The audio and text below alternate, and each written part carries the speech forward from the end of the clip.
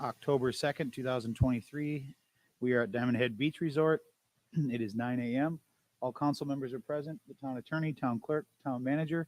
If you please rise for the invocation, followed by the Pledge of Allegiance.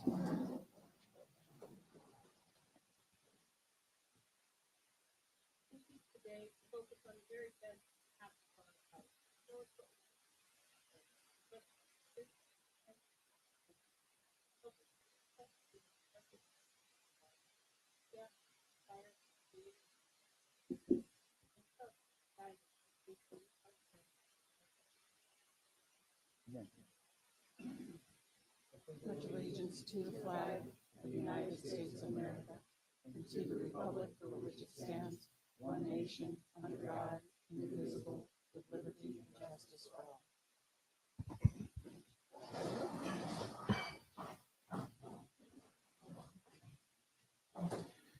That brings us to the approval of the final agenda.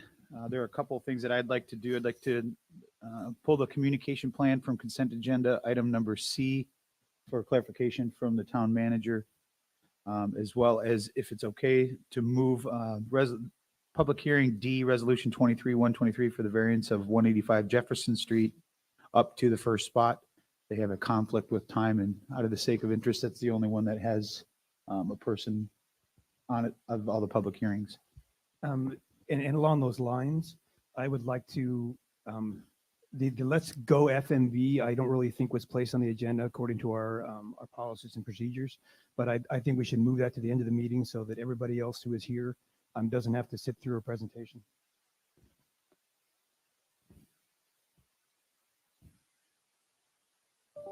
I think there's a number of people that came as because of that presentation.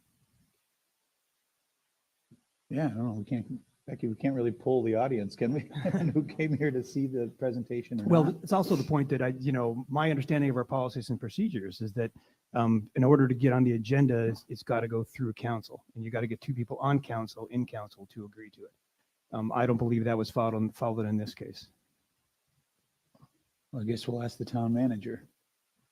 Not sure who requested this to be on the agenda or how it got to be on the agenda, but maybe you can. There's a couple, probably about a month ago, this was discussed. Am I coming across? It was discussed with one of the elected officials and one or two others. I don't recall everybody we spoke to, but it was placed on there because of the necessity to get this project moving forward in some capacity with the county when it was already a presentation put out before the public. So you're saying you did have at least two council members talk to you about? I know I had at least one, and we were in the same meeting together at some point talking about it, and I mentioned that it was coming up.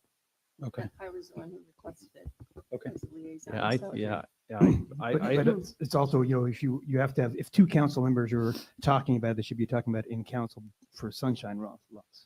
well, I would ask for unanimous. Well, I don't want to ask for unanimous consent because we probably won't get it, but I do think this is a subject matter that affects everybody on the island. It'd be different if it was sort of a subset of an issue that affects just a few people, but it affects everybody, and this everybody knows because these meetings go long. The more you are up front in the program, the more likely we're able to reach our audience because obviously we're streaming this as well. So I just think we could reach a lot more people if we did it up front as opposed to way in the back. And that's kind of another point, is that part of having things on a regular council meeting is if it's an actionable item. Is this presentation an actionable item? I think it is. I think they're looking for recommendation. It's time sensitive. And the next step would obviously be, luckily we had Commissioner Sandelli and Dave Horner at the Let's Go FMB meeting. But they are waiting for council buy-in or not to take it to the next step with Lee County. So it is kind of an important step in the process. And I think I remember Councilor Sandelli saying this is probably 4 to 5 years out. I think I'm okay with leaving it where it's at. I'm sure we'll have these discussions as soon as he's done with his presentation about next steps on sending it up or not sending up with council recommendation or council approval or not. So if there's anybody else against keeping it in the agenda where it's at. Okay. Is there a motion to approve the final agenda as amended with item C from the agenda item C from a consent agenda being pulled and moving item D in public hearing up to the first spot public hearing? So moved. Second. And motion by Counselor King, seconded by Vice Mayor Adderholt. All those in favor signify by saying aye. Aye. Opposed? Nay. Motion approved. Motion carries 4-1. Counselor Veach objecting. Public presentation, Friends of the Mount House. Who's here? Ellen? Always so colorful.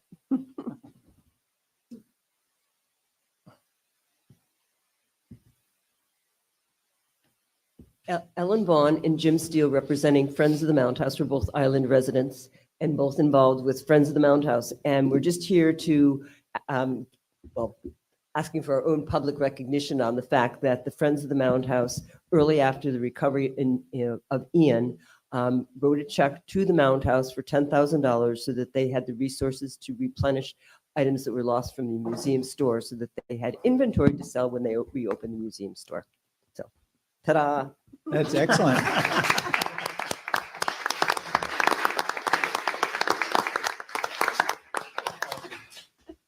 Thank you, Ellen.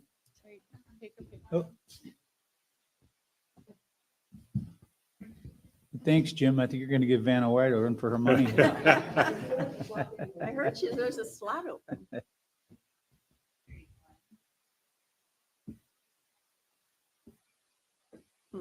Very nice. Next, we have Let's Go FMB. Alan?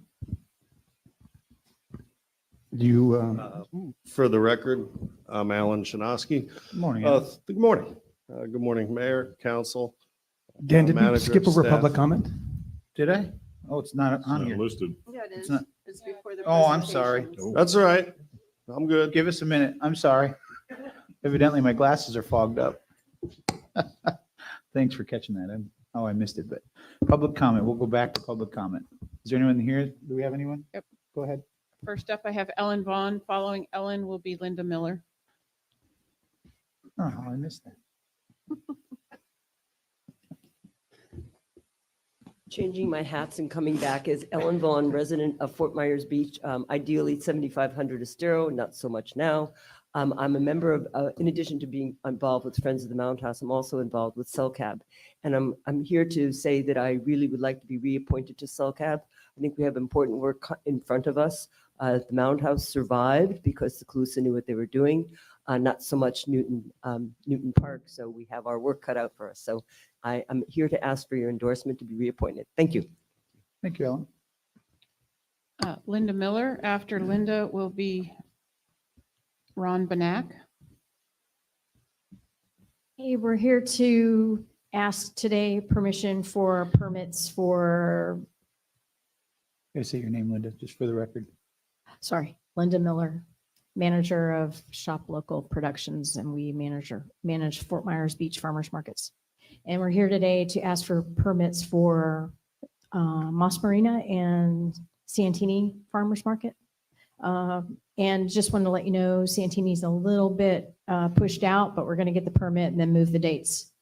And that's kind of what we're trying to do today. And I wanted to thank you so much for approving the Times Square Farmers Market. It's been a huge hit. The first day was emotional. We've had press there almost every single Friday. And it's just amazing. I still get goosebumps thinking about how much it's brought life back downtown. So, and thank you all for coming personally. I've seen almost every one of you there and just really appreciate all the support you've given us. Mr. Mayor, if I could, I know we don't normally ask questions, but since you have the mic and there's a lot of people watching, can you tell folks when the Moss Marine and the Santini Plaza farmers markets will start? Okay, so November, we hope to start the Wednesday market at Moss Marina, and we'll be between Rude Shrimp and the Moss Marina office trailer. And we've got about 40-ish vendors signed up. And we're very excited about that. And then Santini is still a little bit up in the air. I don't have any firm information. I wish I did. So I don't know really. There's just a lot of delays. And right now they're a little worried about having the public on the property. with the fence still up, I think. Thank you. Yes, sir. Thank you, guys. Appreciate your help Thanks, and Linda. support. Ron Benak, and following Ron will be Ed Rude. Good morning, everybody.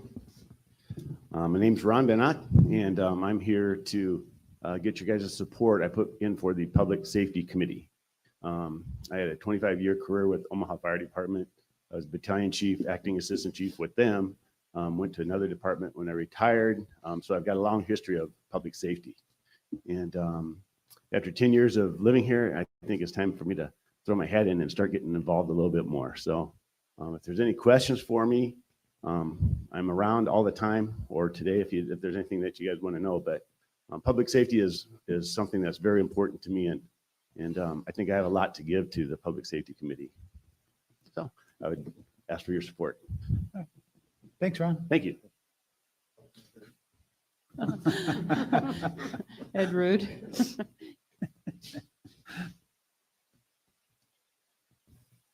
Ed Rude, 8150 Estero Boulevard. Hello, everyone, and good morning. I know today you're going to be appointing some new members to the MRF board, or hopefully so. The current members of the MRF board have provided decades of years of experience with their knowledges of the turtles. I believe that I will bring a better balance to the board with my knowledge of the nesting shorebirds and seabirds to form a more rounded MRF board to protect our local wildlife. Since the area of the beach I overlook and monitor is the second most successful nesting shorebird and seabird location in all of Florida, I believe that I will help represent the birds more effectively in this area. I'm in communication with the FWC often and just spent a half a day this past Thursday with the head biologist of the Southwest FWC division. We were discussing the upcoming necessities and the shortfalls of the nesting area, and plan a community-wide meeting this spring of the property owners. I've not only lived and watched over the area and the wildlife for the last 12 years, but also have accumulated vast knowledge through years of surveys and studies of the birds that I have personally funded and had performed by professional experts. I have the support of the property owners and the condo associations on the south end for this appointment. They and I believe my appointment will help create a more balanced MRF board that would represent their needs and the wildlife's needs together. I have a love for this island and its wildlife, and I'll do everything possible to protect both of them. I respectfully ask to be appointed to this board. Thank you. Thank you, Eddie. That's all I have signed up. Is there anyone else that would like to speak in public comment? Come on up.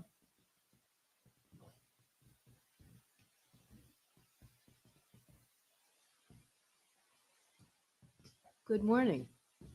Can you hear me? We can. I'm Wendy DiGaetano, and I'm a present member of the MRF Advisory Committee. And I'm looking to be reappointed for the next 2 years. This is a committee that's very near and dear to my heart. I'm a lifelong learner. I'm a lifelong educator, and my experiences lend me very well to serving as I have successfully on the MRF committee. Speaking from the heart, you know, this is a small island. We're living on a patch of sand. It's shifting, it's changing all the time. And we have a very, very fragile ecosystem that needs our consideration at every turn. The animals can't speak for them. They can't speak for themselves. We are the ones who have to be proponents for them. I'd like to continue to do the work I've been doing with the MRF committee, and I appreciate your support. Thank you. Thank you. Is there anyone else that'd like to speak? Seeing none, we'll close public comment. Now we'll go back to Alan. For the record, I'm still Alan Chinaski. Good morning, everyone. I am here to talk about the pier. Ellen, pull that mic Oh, up just a I'm little bit. sorry. There you go. Yep. I'm here this morning to discuss the pier, and I am just one member of a pier committee amongst many committees in the Let's Go FMB group, and we're very proud to share our findings and research that we've been able to put together over the past several weeks. So when the committee was formed in late June, we quickly hit the ground running. We formed a mission statement. And within that mission statement, we had 5 stepping stones to this point we're at today. And those stepping stones were research, site visits, rough design ideas, budget, and funding. So Ian took many things a year ago, but in addition to many things, it took our calling card, our pier. We had an approximately 560-foot long pier with a T-terminus head. It was originally built in the 1930s.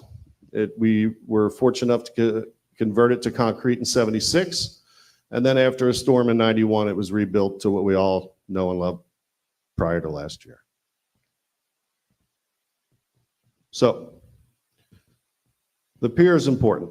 It is not only Fort Myers Beach's calling card, it is Lee County's calling card.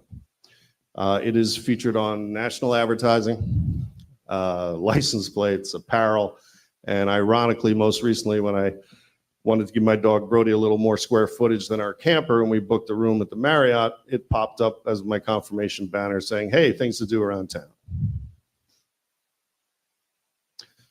So the committee had to ask a very important question. Why rebuild the pier? You're on the Rebuild the Pier committee, but why should we do it? Well, economic revitalization. That pier is the #1 tourist attraction in Lee County, as well as an economic hub of this town. Inspiration and excitement, this is what, this was my personal participation factor here was, look, there were those that were forced or chose to leave shortly after the storm. There are those, many in this room, that are committed to rebuilding and staying, and there is a large part of our population that's on the fence. And we're hoping to spark a little excitement, a little inspiration, get people to buy in and continue to rebuild here. As I said, it's the #1 tourist attraction in Lee County if you remove beaches from the list. It would replace a historic landmark, and we feel it would increase safety for swimmers, boaters, and tourism activities we all see and participate in around this island. And of course, to fish. I had 4 generations of my family fish off that pier, so fishing off of it is very important to me. So, Lee County visitors. Hard to get a trajectory here, but we can work with averages due to COVID and Ian. Let's look at the past 2 years. We've had over 4.5 million visitors to Lee County, and we know that 35% on average come to this beach. So we have 1.6 million people who visit our downtown Times Square area every year. So what's possible when rebuilding a pier? We feel we can improve the visitor fishing experience. We can certainly increase capacity with more room. We can add substantial amount of parking, better pedestrian flow, increased safety, better facilities. We can maintain the town's property and easements that are in place. But what's not possible? There are an awful lot of rules when you build a pier. There can be no water-supported establishments above the Gulf of Mexico. No food, no vending, no showers below flood level. The Lynn Hall restrooms, as we've all recently found out, cannot exist where they were. And the Southwest Florida Wildlife Conservancy does frown on overhead casting. So shortly after the committee formed and we had a mission statement, a few meetings, Cindy and my wife of 30 years, Cindy, who's controlling this presentation today and who's had to put up with me talk about piers for 3 months, is jumped in the camper with our trusty dog Brody, and we visited quite a few, and this is just a small sampling of the piers we visited. And along the way, we ran into some great people. We met with town managers, we met with directors of public works, staff members, pier managers. There are several towns that have managers of the pier. And my wife and I are going to have many thank you notes to write when we get back. So we wanted to pay particular attention to the newer technology involved when constructing a pier.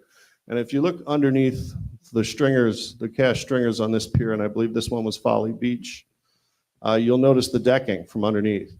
It's float-away decking. Many piers had float-away decking and breakaway railings.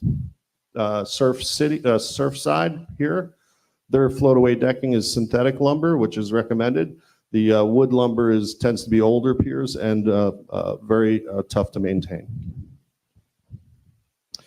So Juno Beach. Juno Beach is one of the early adapters of float-away decking.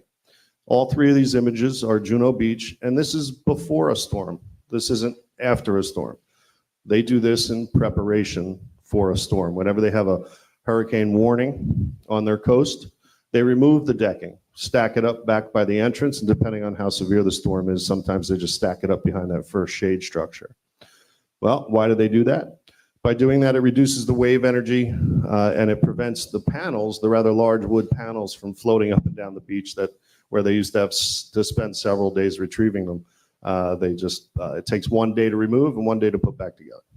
It's a little over the top, but that pier's lasted 20 years through many storms.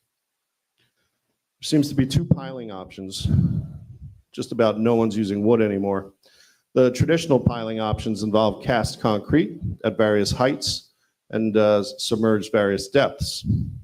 To the right, our friends in Surfside, who were kind enough to get us out on the pier before it's open. It's scheduled to be open by the end of the year. They're still dealing with ramps and railings and whatnot. They hired a contractor that happened to build bridges also. So these are poured in place circular columns. Saved the town 7 figures instead of all the cast.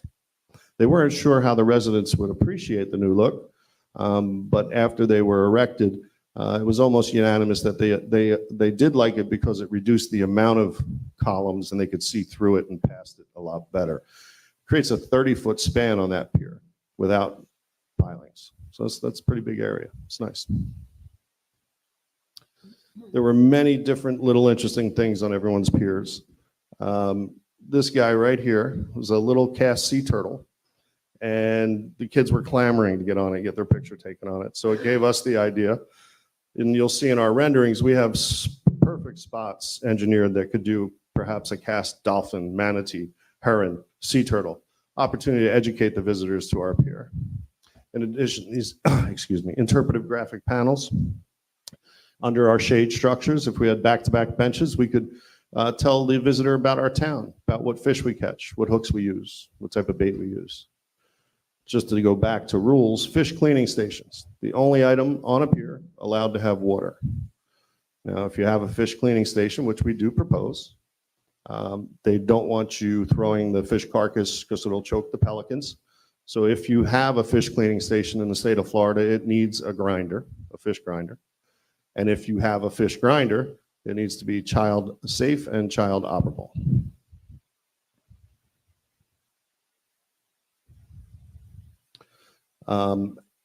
Accent lighting, there was all turtle friendly accent lighting. As you see in the cast pillars here and here, everyone we spoke to recommended, thank you. Everyone we spoke to recommended not having overhead lighting. It's a dangerous maintenance issue. It's a maintenance issue with casting. It's attractant to birds. Lot of fishing benches, and we proposed them in ours. Every pier in the state of Florida originated as a fishing pier, and we must recognize that. And this is a reef-friendly, eco-friendly sunscreen. So rough design ideas. The first thing the committee had to do was acknowledge that we have many shareholders in this particular project. There's many stakeholders here. We have the town and easements owned by the easements owned by the town. We have the property and pier owned by the county.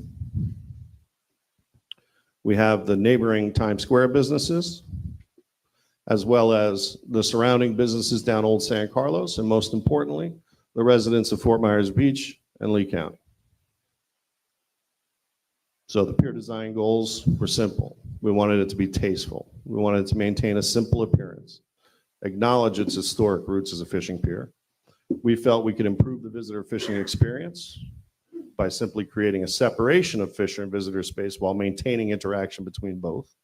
If anyone remembers going out to the end of our pier, it was a little helter-skelter out there. It was a little blood and guts. We feel we can have both. incorporate modern building technology for longevity.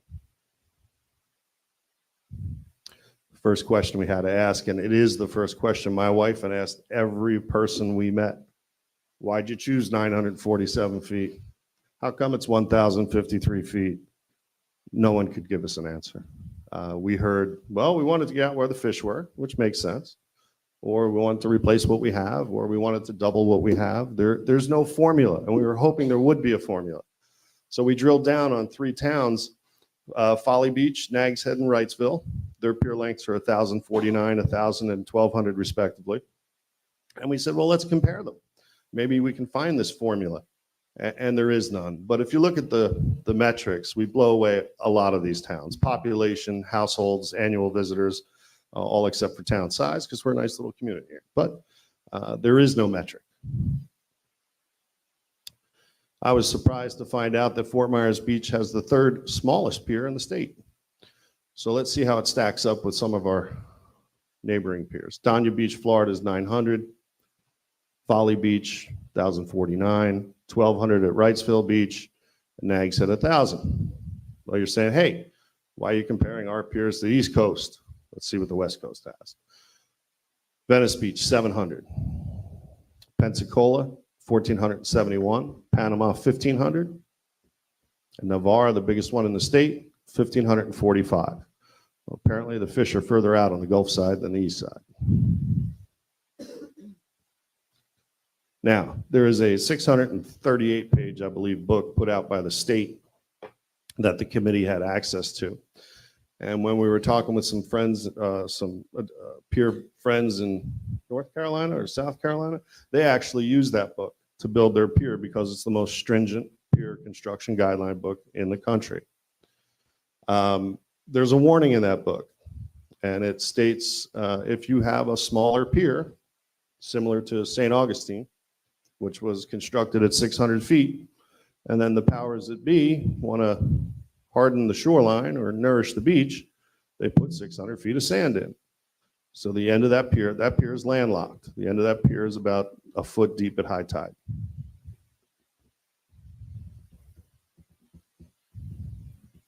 So let's talk safety for a second. Now, I'm a boater. I've boated around this island many years. My children know every nook and cranny of that bay. So I was surprised to find that there's no rule for how close you can boat to a pier. I always understood it to be 300 feet or twice the length of casting. It's just a urban legend of boaters, I'm not sure. But when we contacted Coast Guard, Fish and Wildlife, and researched the town's ordinances, we couldn't find a distance. So we're just going to go 300 feet. That purple box represents a 300-foot safety buffer around the pier. And the white dashed line is the no boat buoys that we're all accustomed to seeing along the shoreline. We'll call it a boat lane, but with the old pier, pre-storm, when you got to a certain point, call it Washington, Jefferson, Diamond Head from the south, you'd start to angle out around the pier, around the goings-on at Lonnie Kai, around the parasailers and jet ski renters. And from the north, you'd do it just about it. You'd start angling out. And it creates this nice safety buffer for the parasailers and tourist activities. So let's look at it with 1,000 feet. So pretend it's a 1,000-foot pier with that same 300-foot buffer. Still have the same no boat buoys. And now there's the old boat line, the pre-storm boat line. And if you look at the new natural boat lane, it would increase the safety substantially, or the safe area we feel. That would be for the parasailers and jet ski renters and swimmers, and even give viewers from the new pier a nice view of the goings on. So our committee chose 1,000 foot long, and then we had to discuss width. Now, I'm going to share with you some very preliminary renderings that the committee generated just for discussion amongst ourselves. Those final renderings are at the end. These were preliminary, so just bear with me. So our pier was approximately 8 foot wide, maybe 9. Of the dozens of piers that my wife and I visited, we couldn't find one less than 20 feet wide. They were averaged about 26. A lot were 24. So what you see pictured to your right is a 20-foot wide pier. And just so you know, a lot of it has to do with capacity. So we came up with two options. Option one, replace the pier in its same location, but longer, wider, higher. The challenge there is that the height the pier would have to be to match the business height in Times Square. You need approximately 170 foot of ADA ramp. There's no area for restrooms, and certainly capacity would be a concern. So option two, relocate the pier 60 feet north and incorporate it with an elevated plaza above Lynn Hall Park. The challenge here is increased cost, but the benefits are many. It would become a single entity project controlled entirely by the county. It would use no town lands or easements, keep them intact, remain intact. We feel, well, that it would increase parking at least 80 to 90 spots. And quite honestly, it'd be more like 100. And I believe I had a question the other day, how many spots do we have now? Well, standing in the rain, counting them, it's about 110. So almost doubling the amount of parking at Lynn Hall Park.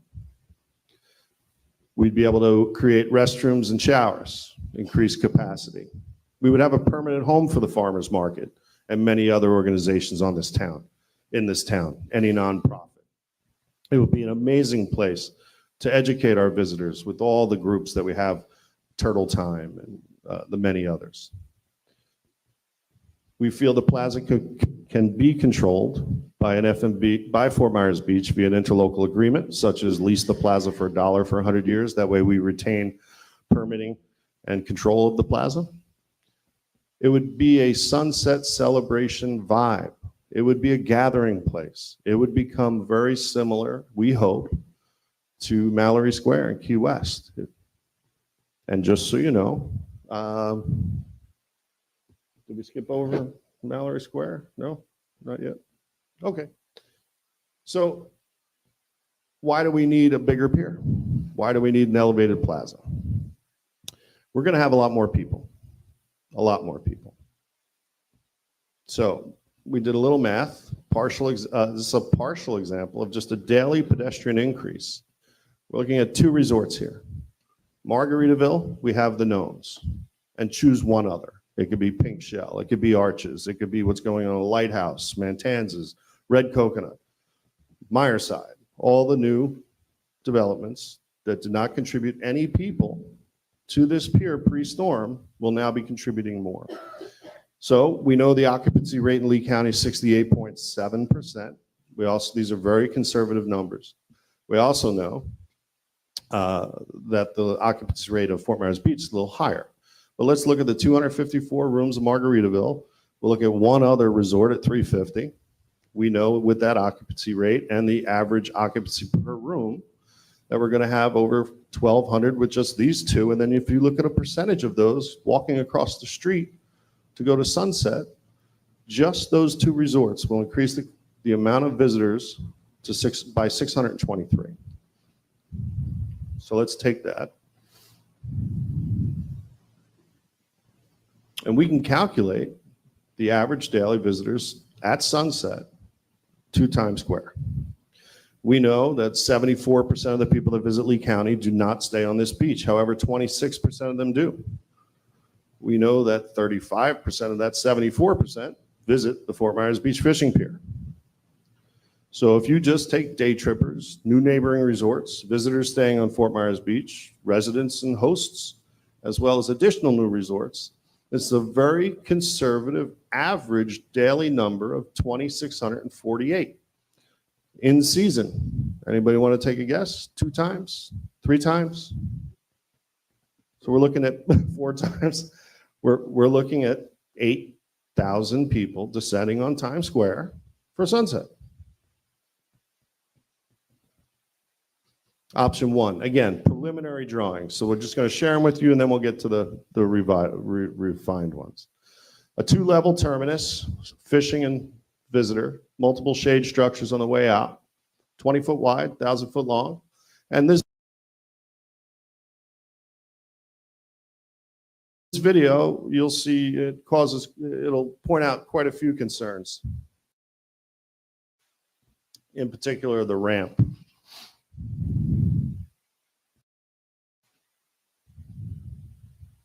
So here we just assume the county wouldn't want to encroach on county land. Just put it right back where it was. Very preliminary.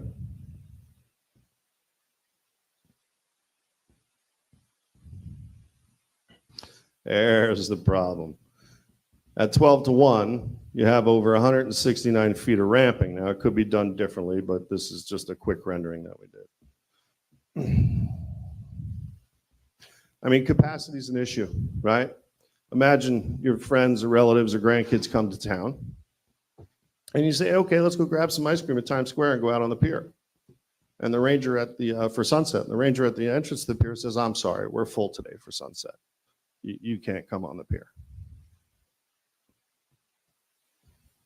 Option 2. Just a quick question. Sure. Now, maybe I missed it. Is it a requirement to have this entire pier above the base flood elevation?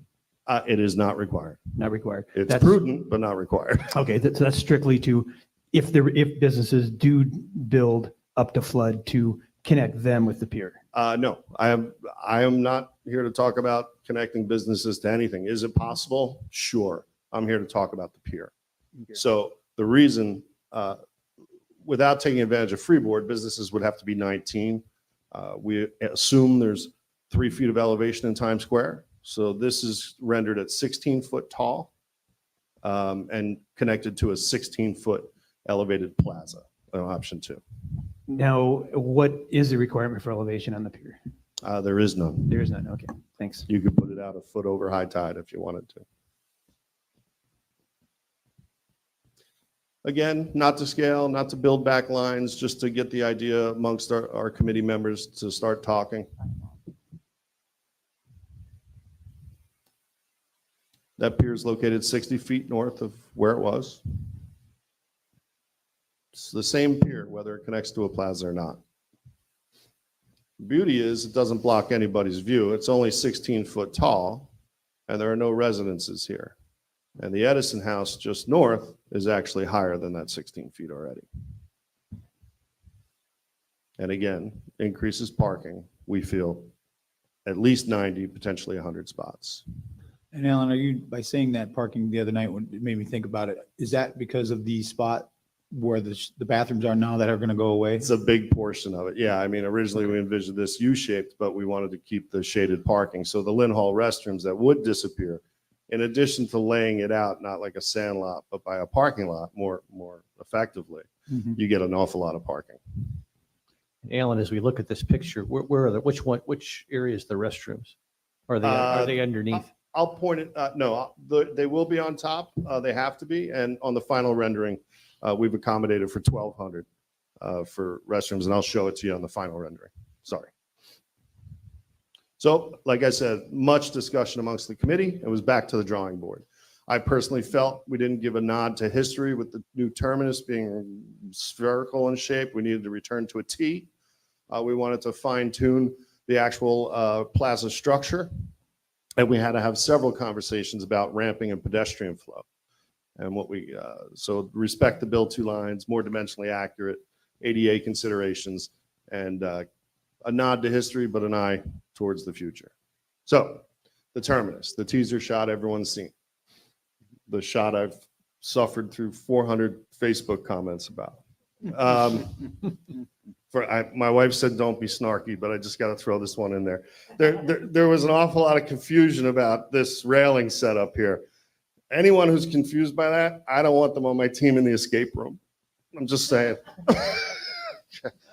So what you have here is 1,800 square feet. This is dedicated fishing space. It's not a cafe. No one has to clean the umbrellas. The umbrellas won't be there.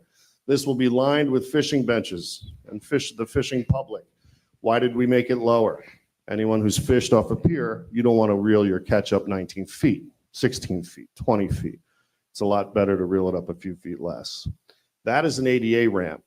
You'll see the 30-foot widths that jut out at the shade structures. So there's three levels to this pier. You have 1,800 square feet of fishing, dedicated fishing. This is the stairs, that's the ADA ramp.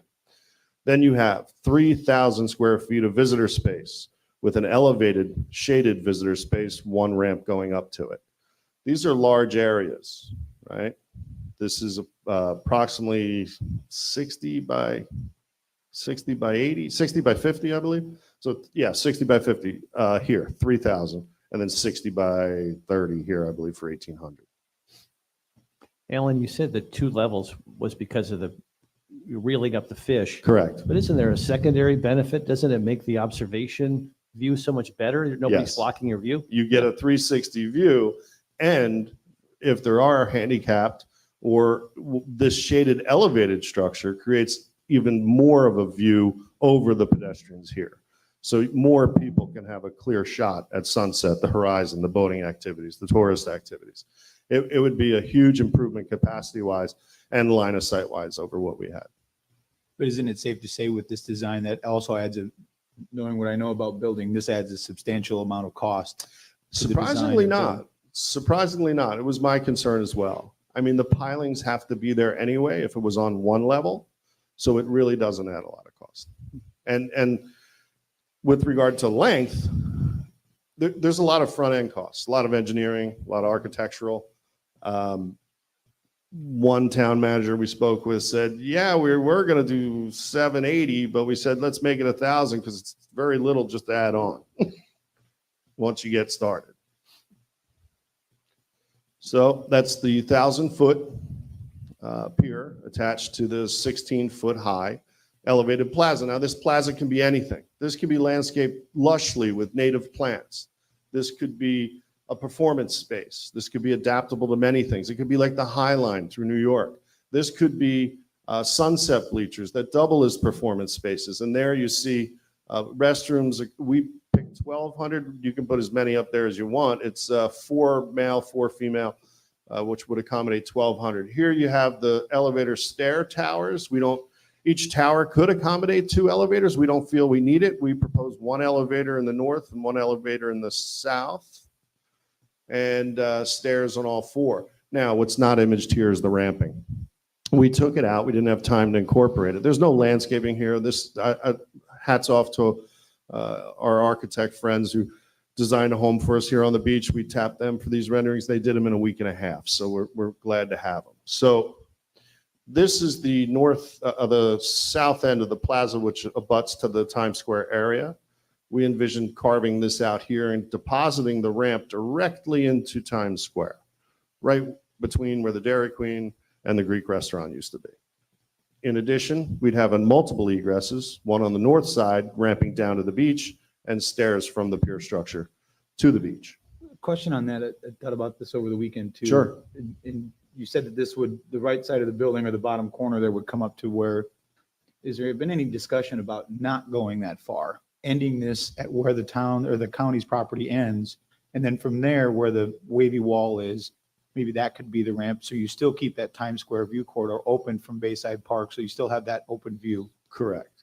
So this is not what that's showing though. So you mean the open view down San Carlos to the water? Yeah, because I think. That's still open. The plaza, this is the wavy wall right here, right where my point is. Oh, okay. Because I thought you said this was coming up to the Dairy Queen. That's what caught my ear. No, this ramp would be coming down it wouldn't protrude in elevation to that point, but it would deposit the pedestrians from the plaza right to about here, because it would come down, we'd sidewind it a little bit, and it would deposit people just beyond the wavy wall, right there. So Okay. the line of I sight see from what Old you're saying. San Carlos would go right to the water. I see what you're saying. I like to protect that view. Mhm. My earliest memories are coming across that swing bridge, and that pier was my welcome mat.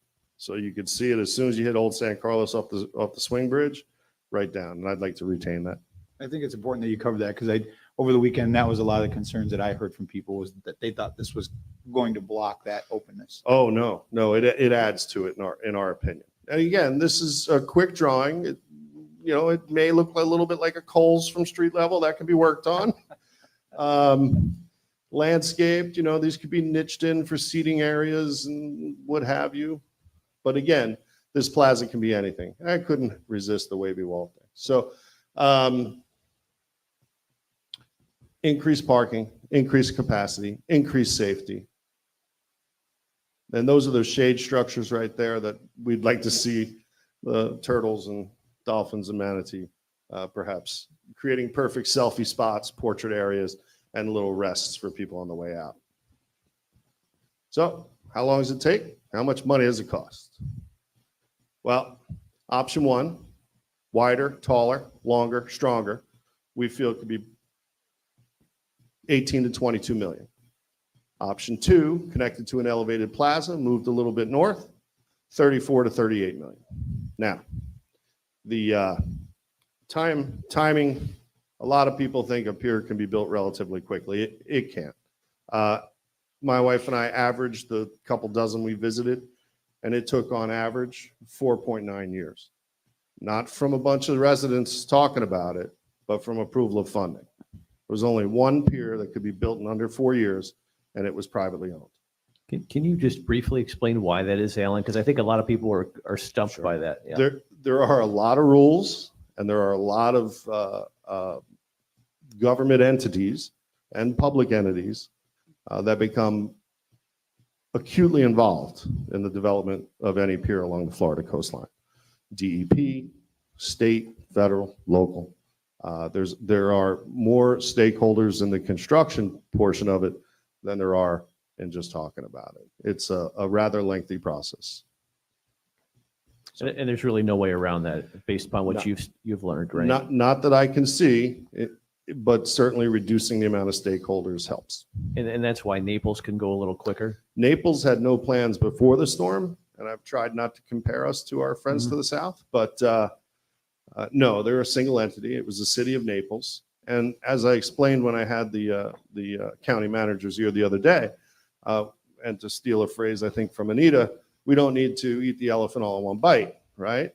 They should certainly put out a request for quote or an RFP for design services, similar to what our friends to the south did. Within weeks of the storm, they said, boom, let's start designing it.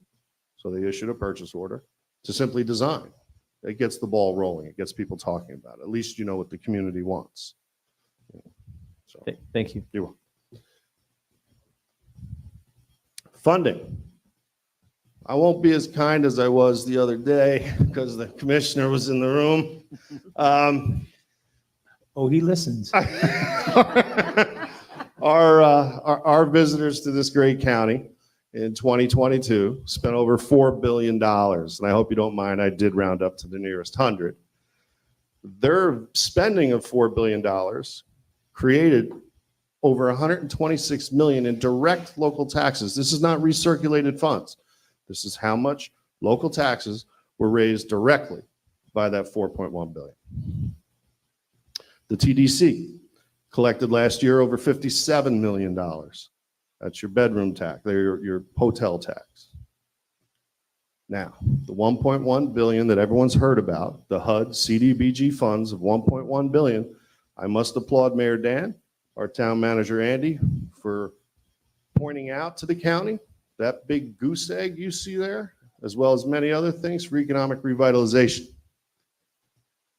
Even on the application, it says the purpose of these funds should be for economic revitalization.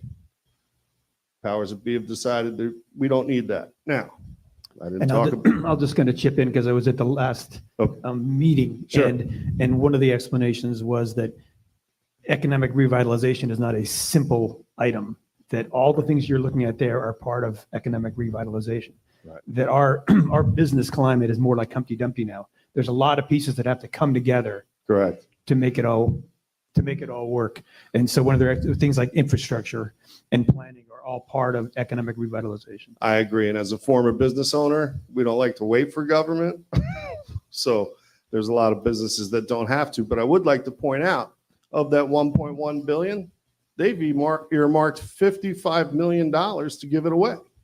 The administration of that 1.1 is going to cost $55 million to hand out. And I believe that's in the terms of from the federal government. That's They're the allowed terms to of it. include up to 5%. That represents the 5%. So what does $38 million look like? 3.4% of the CDBG 1.1 allocation. It's only 30% of the annual DLT, the direct local taxes collected. It's only 66% of the annual TDC rake. And of that $55 million administrative tack on to the CBDG, it's only 68.6% of that. In that annual TDC number, you've got, let's not forget that Fort Myers Beach is the #1 donor. Major contributor to that kitty, correct. But it's also, I mean, a lot of that TDC when it comes, strings, but half has to go to the baseball and a quarter to marketing. I mean, there's. Correct. I know funding doesn't work like this, Yeah. but you can't ignore it. However, when my wife and I owned a manufacturing business and we were planning CapEx or capital expenditures for next year, and we were looking at the most fancy, expensive piece of equipment, if it paid for itself in under a year, we didn't talk about it. We bought it.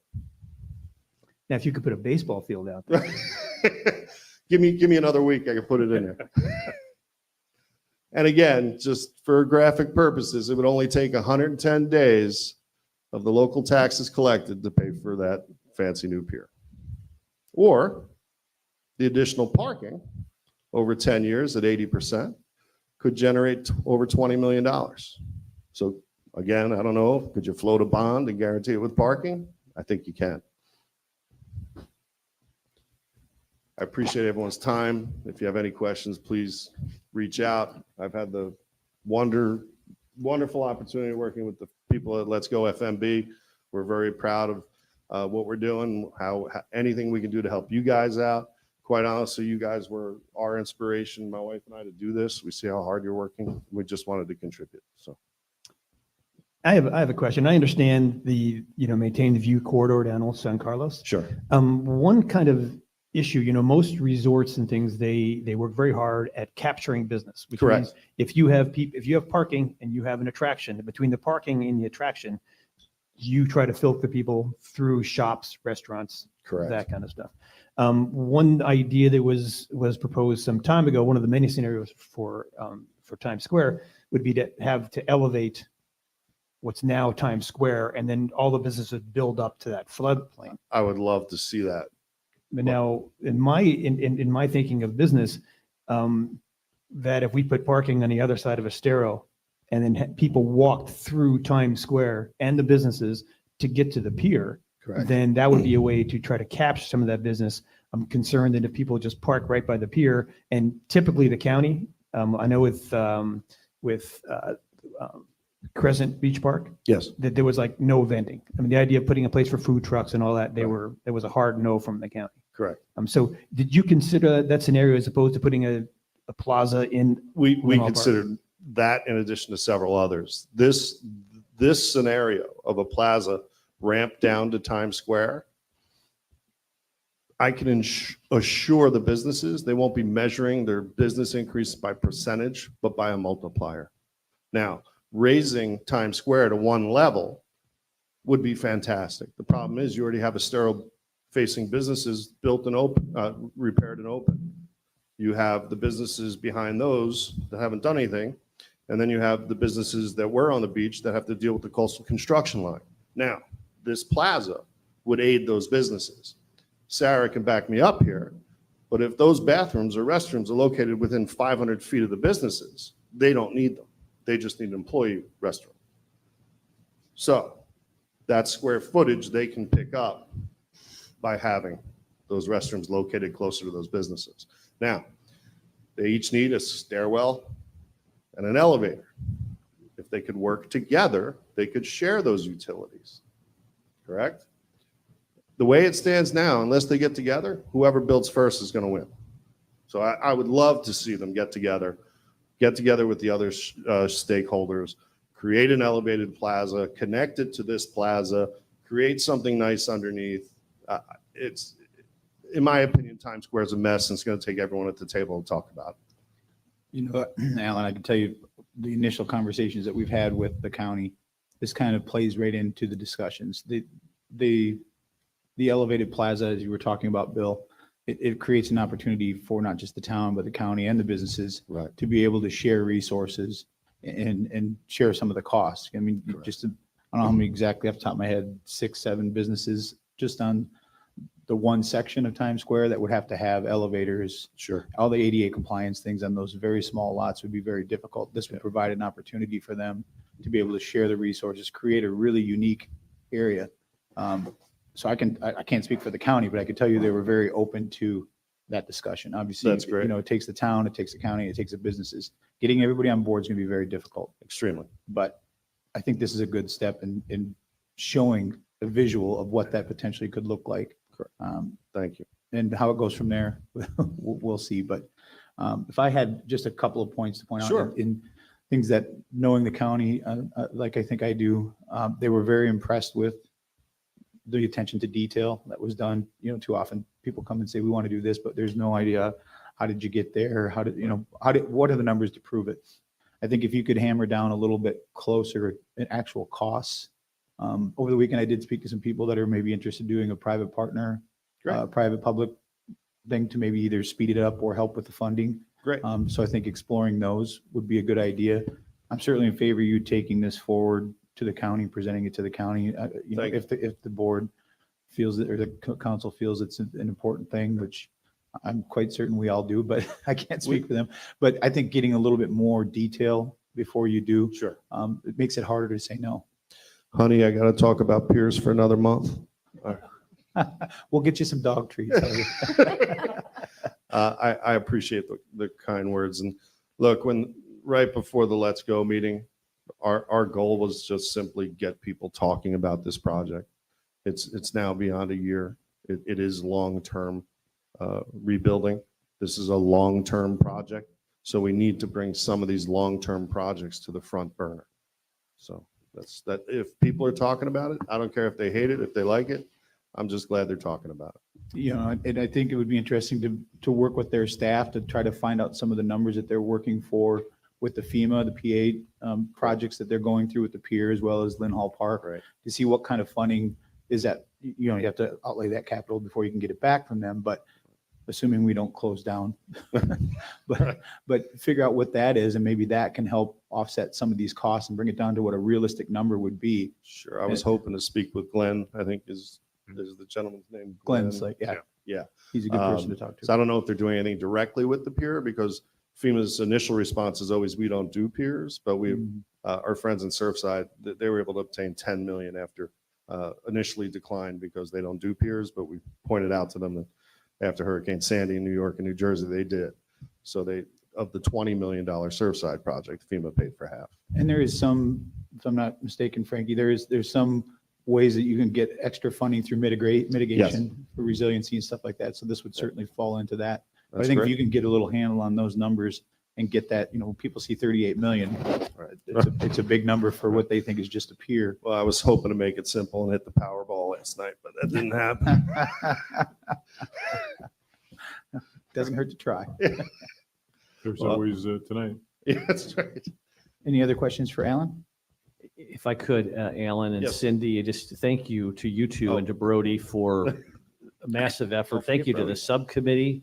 Thank you to Becky, who is, I think, part of your fearless leadership. And John, I see some other folks out there, McLean, Counselor Woodson is the liaison. This to me, the pier in particular is spectacular. I can't envision a better scenario for the pier. I love the plaza concept. I'd love to see a traffic study from the county at some point, just to get a sense of how traffic would flow with those increased parking spots, just to get a better understanding, but I know that's down the road. Yeah. But I just wanted to thank you for having a sense of urgency about welcome. this, because this is really going to help jumpstart the process. Thank you. We're happy to do it. And if I could, just a side note, and this may be a little obscure, particularly after Thursday, we're still looking, and Andy's leaving, but maybe Frank knows. On the funding piece, it appears as if the state of Florida is picking up a larger share of the beach renourishment piece, which should, we had all that funding secured for beach renourishment, the majority of which came from the TDC. Great. And they made a big commitment to us. And if the state is to pick up a much more significant share of that, that should free up those TDC funds. And that's not new TDC funding. That's money that was already authorized. So Chad back there, are you watching? We need to make sure that we don't lose those committed TDC funds if the state decides to pick up a bigger portion of the pie, which would be great. But I could see the TDC then all of a sudden finding other sources for that income or those funds that had already been set aside for Fort Myers Beach. And I mean, I think it potentially could be between $5 and $10 million. I just want to make sure we keep Fantastic. that captured towards our island because it's already been committed. And again, if the state's going to help us, but in a much more significant way, and I think, Mayor, I think we've talked about this a little bit. If there's a way for us to keep those funds committed to our area, that could be a nice jumpstart to the project. So Fantastic, Vice Mayor. I always say 5 to 10 million is always good. It's a good yeah, start. it's a good start. Thank you for your efforts. Yeah, I think this presentation would go really well for the TDC Council. Oh, excellent. I Great. think you bring it before them and get buy-in from everyone else. That could be very beneficial. That'd be great. I might have to adjust my charts a little bit, but that'd be great. Thank you. Before you go. Sure. Yeah. Now, a couple things about the design that I'd like to maybe understand a little fully. Please. So how do you anticipate connecting this plaza to the buildings that would be built up to flood? I don't. Okay. Could it be? Yes. But when we looked at that as a committee, it became, we didn't want the attention to be put on Times Square. Could they all be connected at 19 or 21, depending on Freeboard? Certainly. Could they share facilities? Absolutely. But this was more about the pier. And we were trying to remove stakeholders, and sort of by moving it 60 feet to a plaza, it's the county. We keep it where it was, it's the county, it's the town, it's the neighbors. So they're removing stakeholders, but still providing input, we think is important. And I appreciate that, although the stakeholders, of course, are stakeholders for a reason. Sure. And I know it's been the idea of having an elevated Times Square has been floated. I'm just not sure if it would get the kind of traffic needed to be sustainable for the money that would be put into it. The number one tourist attraction in Lee County is the Fort Myers Fishing Pier. Yeah. Yeah. And I'm sure, the other thing is the plaza now, and unless the county changes their tune about having vendors and things allowed on that plaza, it seems to me it's going to be a whole lot of concrete without a lot of amenities for people or a lot of ways to capture that business. I had comparisons drawn directly to Mallory Square at the end of Duval Street in Key West. I must have deleted them, but at Sunset, they have 40 street performers, all paying the town money to perform. This would be the perfect venue for every nonprofit to have an permanent educational structure. It could be lushly landscaped with all native plants. It could be educational. It could be benching. It could be anything. Most of all, it's adaptable, right? So really, everyone's always looking for a gathering spot. This creates a gathering spot for any occasion, any occasion. And I'll also just say that I feel a little remiss that council hasn't taken this up on its own in a more formal process. Sure. A while ago. But we all know in the last year, it hasn't. It's been busy. Yeah, it's been busy. So, but I appreciate the effort. Nope, thank you. And we appreciate taking it off your list or at least sharing it with you. So thank you, everyone. Thanks, Thank you. Ellen.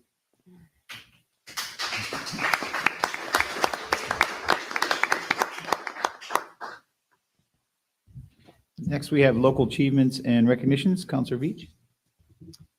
Yeah, the Island Hopper. That was a great event. I was out and it was hard to find a table. I mean, it was really brought in a lot of business like it's supposed to do. And people seemed pretty happy to just have that event back on the island. Very good. Counselor Woodson. This last week was just a whirlwind, actually, from the 1-year anniversary and then the Island Hopper and the work that went into preparing our downtown area by our town staff before the Thursday presentations. I mean, that was amazing. I don't know that we've had employee appreciation lunches. Obviously I haven't been on council, but I was invited to the employee appreciation lunch that we had at Mound House, and to see all the people and all the whole team come together, and the sincere thanks that was given by our town leaders, our staff. I mean, it was really choking, tearful, but appreciative. And I just hope that we do that often and more for our staff, because I think we have some good people. Couldn't agree more. Thank you. Vice Mayor Adderholt? Just briefly, I would that this past Thursday for the 1 year remembrance, the whole day's set of events, I thought was the very appropriate.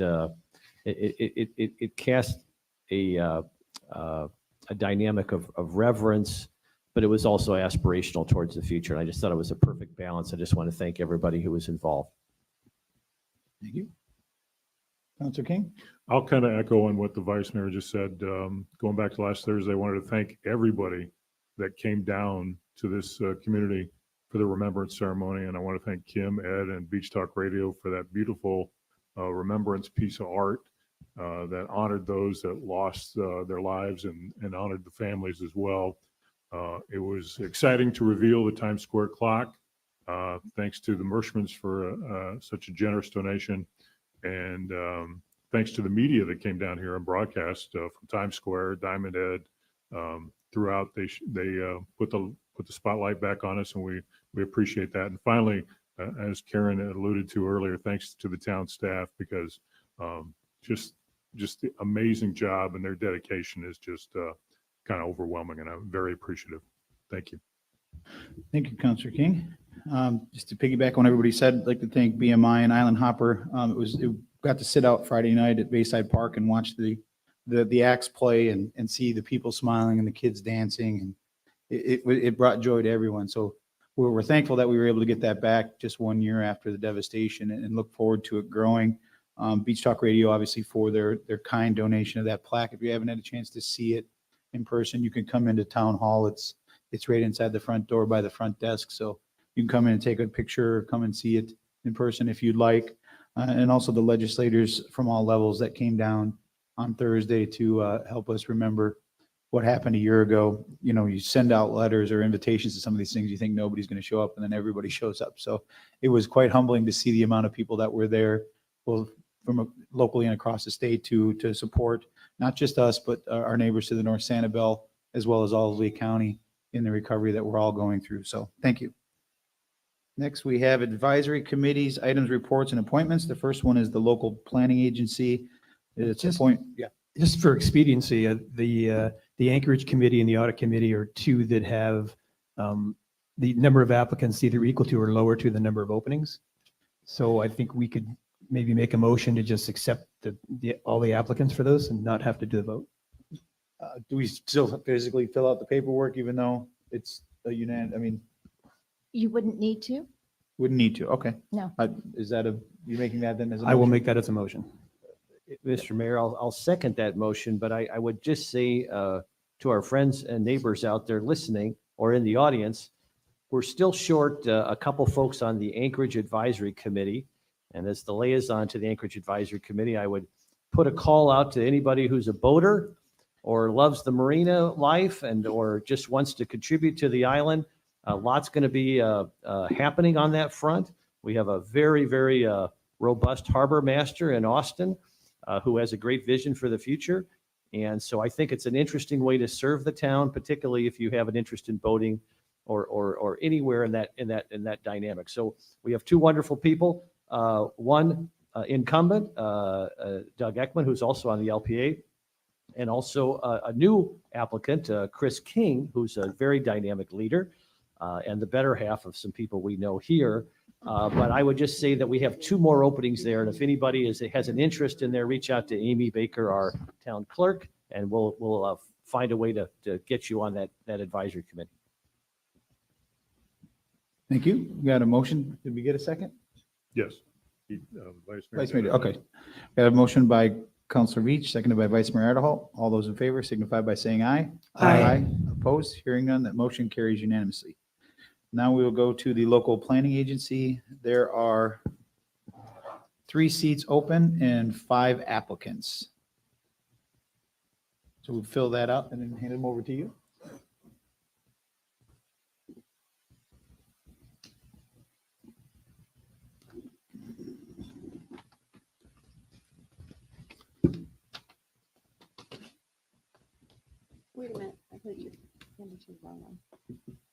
See, I warned you. I know. I warned you. That'll make it tougher I warned for you. Amy. Yeah. I went from the top of my upside down list. Be just a second. We'll move on to the next one is the Bay Oaks Campus Advisory Board.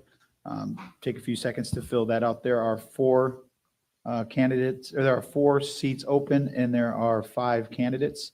So while Amy's working on that, we'll fill this out and then we'll go back to the committee members chosen for local planning agency. No, Becky, I think that our instructions on this from from our ordinance, the founding ordinance, says that we need special council approval for someone to serve on 2 committees. Does that have to be a separate action, or is in voting on somebody enough? Okay, these are purely advisory committees, correct? Right. Okay.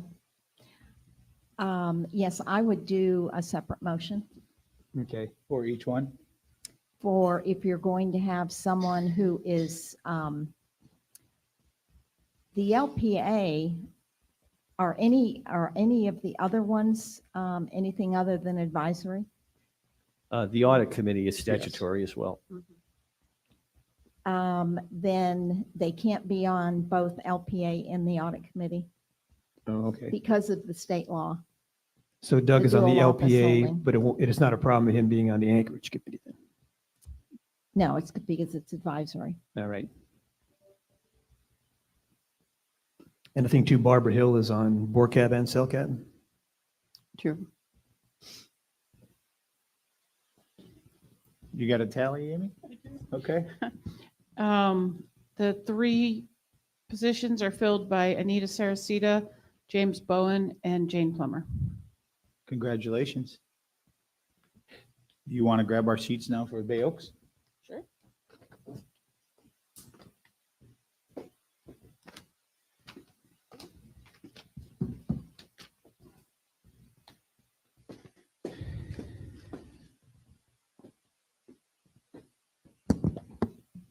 Next will be the Cultural and Environmental Learning Center Advisory Board, CELCAB. There are 3 open seats and 5, there were 6, 1 withdrew to be considered for another committee. So there are 5 seats, 3 seats open with 5 applicants. So with this too, Becky, there are 2 people on this who are, there are 2, so there are 2 people who are applying who are not registered voters. Now, I think that's a give preference to people who are, but that's nothing needs any kind of special motion, I assume. Again, this is a committee that is not, or Statutory. that is advisory. Right, okay. Okay, then you shouldn't have to have a motion on that. Counselor Veach, would you mind, since you've done that research, can you tell us who's not a registered voter? I see Allison and Laney as not being registered voters. Thank you.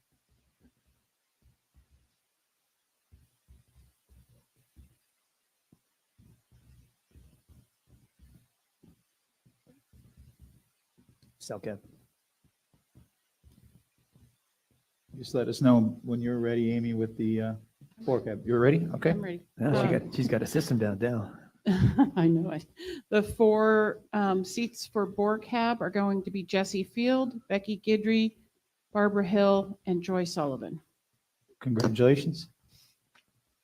Has everyone got their CELCAB filled out? Yep. Well, she's working on those. The next one will be the Marine Resource Task Force, Marine and Environmental Resource Task Force. I always forget the E. There are 3 open seats and there are 8 applicants. And the same on this one, there's 3 there that have applied that are not registered voters, But they are property owners. property Which owners. is- It's like I said, it's a preference. And there's one who even stated in his application that he's not around in the summer when the committee meets, which could be problematical.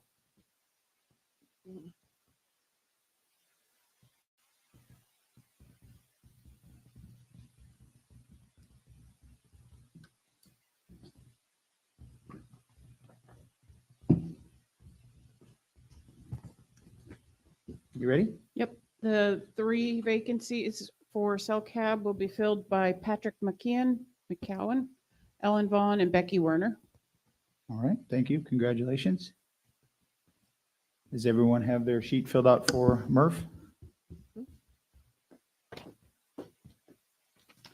Next will be the Public Safety Committee. There are 3 seats open, and there are 4 applicants.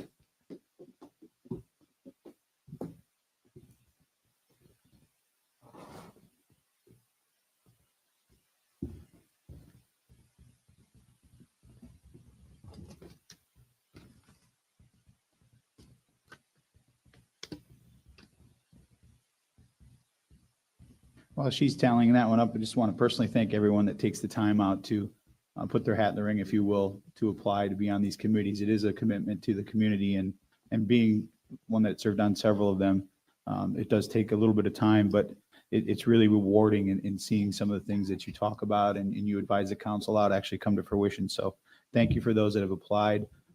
Those that maybe didn't get appointed today, please stay involved and continue trying, because we don't always get on the first time, but if you really want to be involved, just keep trying.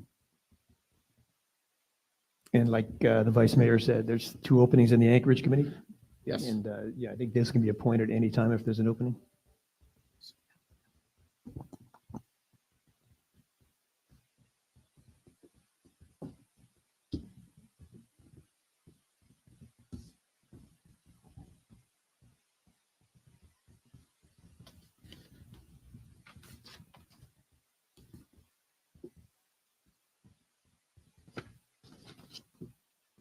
And I think, kind of going what you were saying, I think everyone on council here started out on an advisory committee. Pretty much. Not quite. Oh, Yeah. not quite. Down at this end, not so much. Yeah, but you brought donuts. Okay, so we're going to have another vote on Murph. Okay. David Nussbaum has a vote of 4 votes, so he is on. Then there's a 4-way tie between William Altoff, Edward Schoonover, and Mary Rose Spalletta. So we're going to pass out another ballot. Those are the only 4 we'd like you to vote for. Okay. And you're going to vote for 2 of them. Did you print 2. out spare ballots for this? Intuition? You're always I don't know. prepared. Always. So we're just voting on 2, correct? Just voting on 2 out 2. of those 4 that I told you. Okay. Okay, so you said Dave Nussbaum is on, right? Dave Nussbaum is on. Okay. No, can't you? And he's the only one that's on? So far. Okay. So you're voting between William Altoff, Edward Schoonover, and Mary Rose Spalletta. Everybody ready? You're getting your steps in today. That's a nice jacket. Oops, I'm sorry.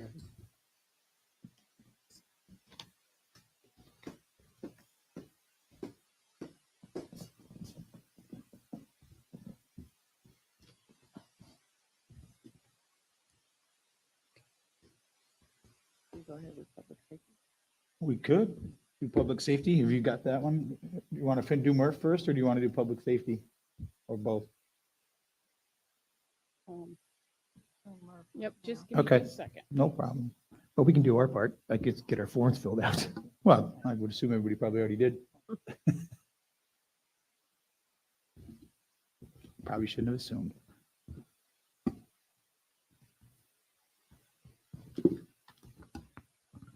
Guess while we're taking this, I will share it publicly that we find it quickly. There's a coffee with the cop. They sent some information in. I'll say it while we're killing some time here. I could give you the information as soon as I find it. It's at Mojo's on October 24th, I believe, but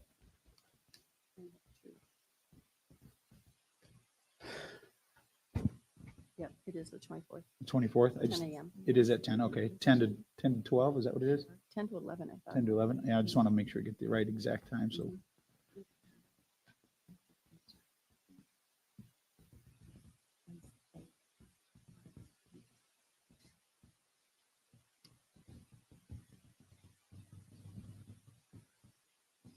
Yeah, it's Tuesday, October 24th at 10 a.m.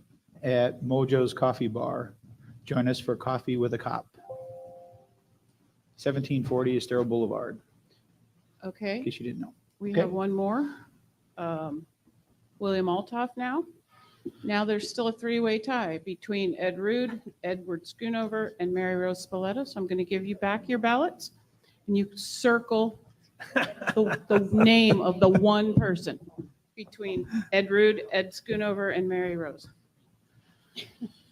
Okay. Okay. Write your name. Breaks it down. Yep. This time we're gonna get it. Do you want to do public safety while we're doing this one? Okay. And then I'll-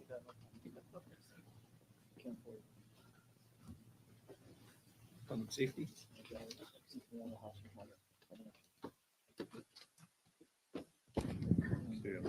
This is not a clean one, so. If this doesn't work, do you have straws we can draw? No, I don't. I'm leaving it up to the attorney for the third round.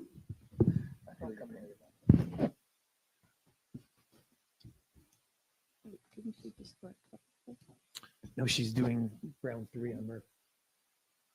This is public safety. Public safety right now. Oh, public safety. And then the Then the Third Murphy. round of- Well, you're probably gonna want this then. That's your Murph one? That's the public safety. Oh, didn't I take yours? You took my Murph.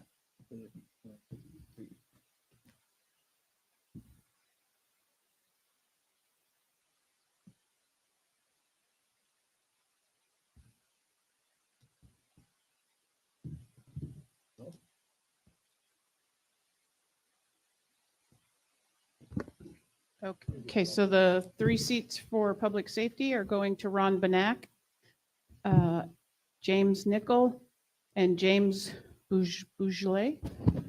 Bougele. Very good. Congratulations. Look forward to your service.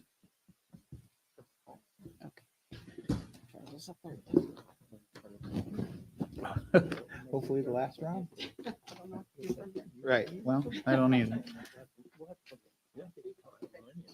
There you go.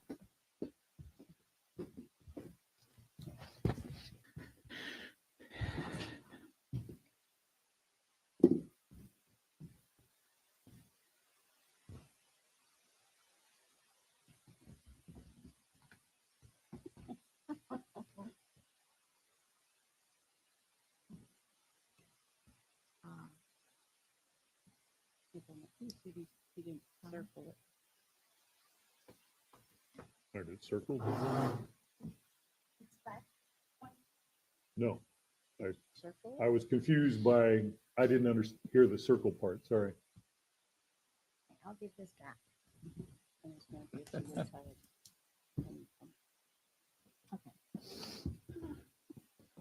Circle the one you want. Yes, ma'am. and Could you announce the, I guess, 3 that are up for it? Out of the 3, it would be. Well, let's wait until Well, Mr. no, King yeah. votes. Thank you. Sorry for That's the one we misunderstanding. want.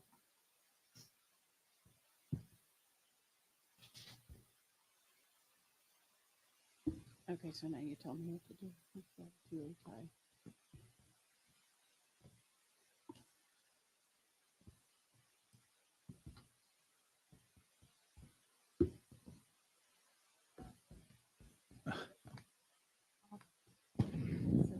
It's now a 2-way tie with Ed Rude and Mary Rose Spalletta.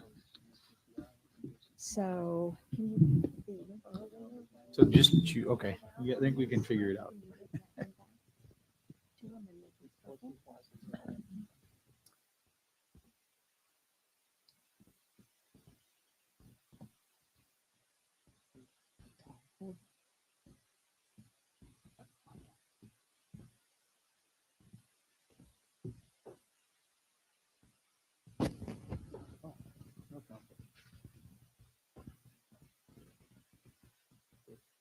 This will break the tie. This will break the tie because there are 5 of them. So we can only vote for Ed or Mary Rose, right? Yes, and circle. Circle. Got you this Ed or time. Mary Rose. Now we go back to the original one. Wow.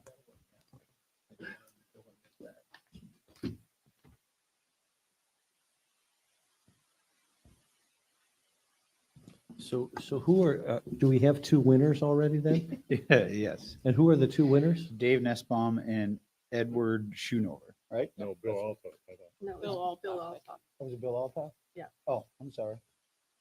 See? Yeah, It Dave happens to Nussbaum all and of us. Bill Altoff.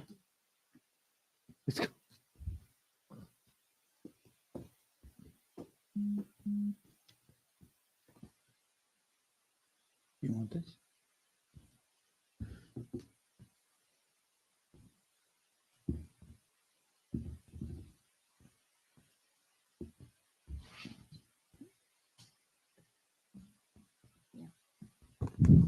Okay. The third seat will be filled by Mary Rose Spalletta. So can you repeat the three? Just so everyone is clear. David Nussbaum, William Altoff, and Mary Rose Spalletta. Okay, congratulations. Next, that brings us to the approval of the minutes.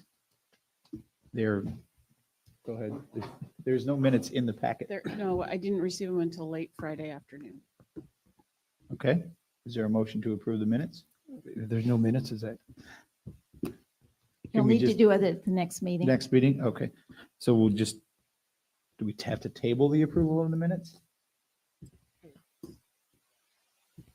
Yes, Is there a I'll- motion to I'll- table the approval of the minutes to our next regularly scheduled meeting? So moved. Second. Motion by Counselor Beach, seconded by Counselor King. All those in favor signify by saying aye. Aye. Opposed? Hearing none, motion carries unanimously. Next, we have the consent agenda. Item C, communication plan was pulled, so we'll discuss that first. Go ahead, Andy. What would you like Thank to you, share? thank you, Mayor. After I reviewed that, and I spoke to the mayor this morning, there's a couple of things in there that, one is just absorbed into the budget because it's a town-wide, it's buying tents and things and items to give out for, merchandise and things like that for our branding. And the other thing is an intern, and we are not going to get a paid intern. It'll be, if we get one, it would be a non-paid, working through the college or university nearby for that. That's the only change. Is there a motion to approve the communication plan as amended by comments made by the town manager? I'll make a motion to approve it. I'll second. Got a motion and a second. Is there any discussion?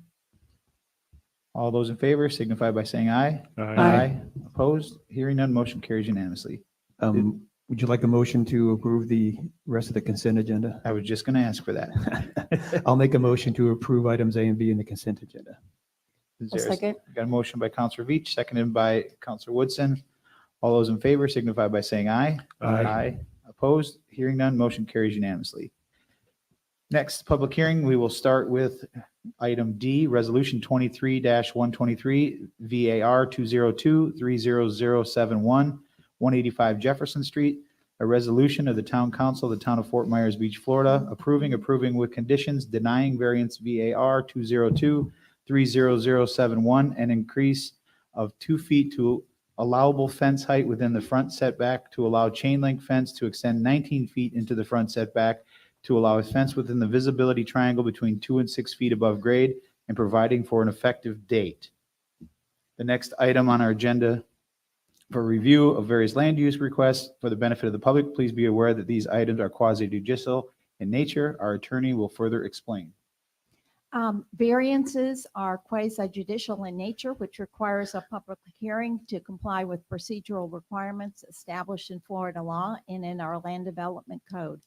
Quasi judicial proceedings are less formal than proceedings before a circuit court, but are more formal than the remainder of our meeting and follow basic standards of due process requiring certain notices, application of the correct standards, and decisions made on competent and substantial evidence presented to the town council in written documents or oral testimony.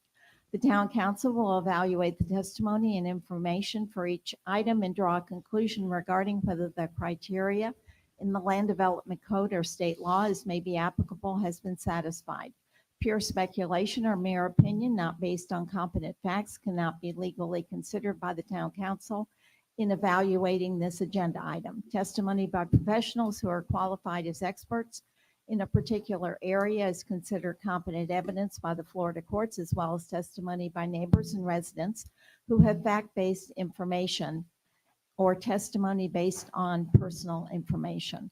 If you intend to speak, please keep this in mind. When you come forward, please state your name clearly for the record, whether or not you've been sworn in, and your qualifications or interest in the matter. Were all the agenda items properly advertised if they are required to be advertised? Yes. At this time, if any town council member has a conflict of interest that will prohibit them from voting on this item, please disclose this for the record. Counselor King, None. Vice Mayor Adderholt. Are you asking for conflict or whether we've had any communication? This is conflict. No. None for me as well. Counselor Woodson, None. Counselor King, or Veach. None. Okay, at this time, if there's anyone present, including the applicant, property owner, or staff who intends to provide testimony in this hearing, please stand, raise your right hand, and be sworn in by the town clerk.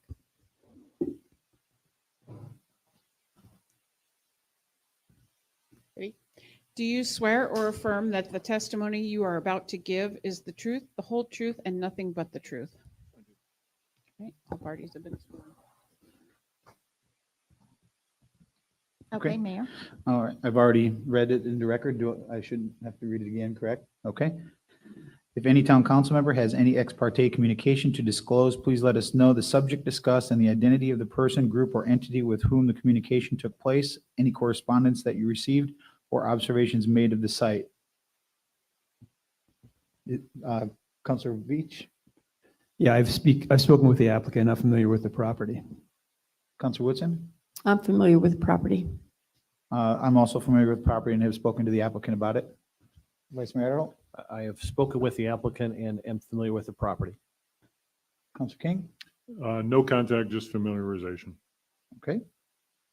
Will the staff please proceed with the presentation on the item? Good morning, councilors. My name is Jason Smalley. I'm in planning and zoning within community development. I'm here to present the variance request for 185 Jefferson Street.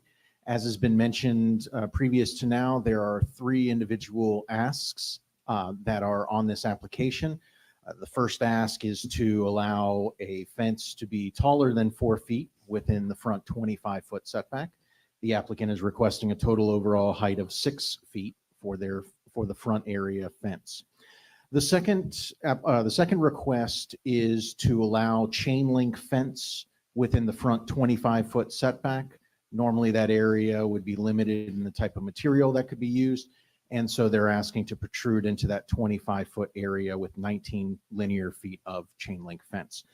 The last ask is a request to have a structure within the what is considered to be the visibility triangle at the edge of a driveway onto a publicly maintained road. And the code limits the maximum overall heights between 2 feet and 6 feet in those areas. So the requests today are all 3 of those asks. Collectively, they would allow the applicant to rebuild a fence that the staff can attest to being there previously in a similar design and height to what is being requested today to be rebuilt. The applicant is here with their outside consultants. If there are any questions for staff, I am here to answer any of those. Are there any questions for Jason? I just have one. Staff's recommendation is denial. Can you, for the record, just state why it is that the staff recommended for denial? Specifically, the denial was in reference to the idea that variances should be done for things that are considered to be health, safety, and welfare concerns. And our only concern here in that respect was just the area known as the visibility triangle. They did discuss that at LPA as well. Yeah. So, any other questions for Jason? How far would they have to come in to solve the visibility triangle issue? They would wouldn't be able to create a 90-degree angle right there at the edge of where the driveway is. It instead would end up being somewhat dog-eared and about 5 feet from what would be the corner of that 90-degree that is being proposed. That would have to come inward somewhat. It would be a dog-ear effect about 5 feet from where they're proposing it right now into the applicant's property. And it's the same visibility triangle rules apply whether you're on busy Estero or a quiet side street? So depending on the type of structure and where it is located, it's generally going to be between 5 and 10 feet. On Estero, generally you're looking at 10-foot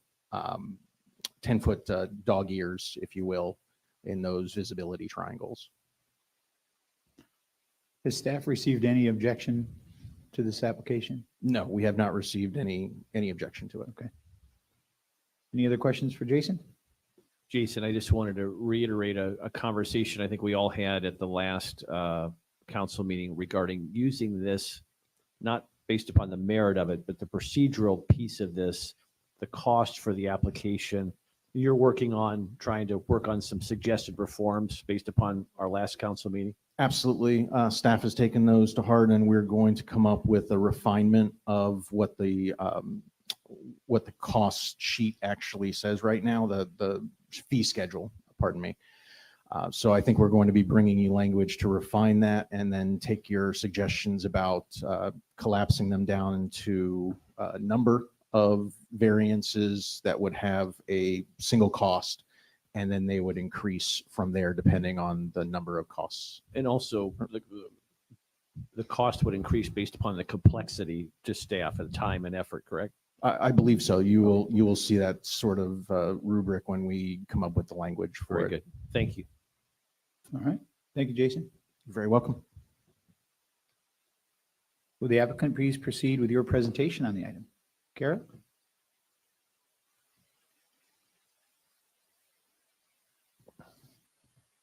Good morning, Mayor, Vice Mayor, Council. I'm here this morning on behalf of 185 Jefferson Street and the variances that were presented before you.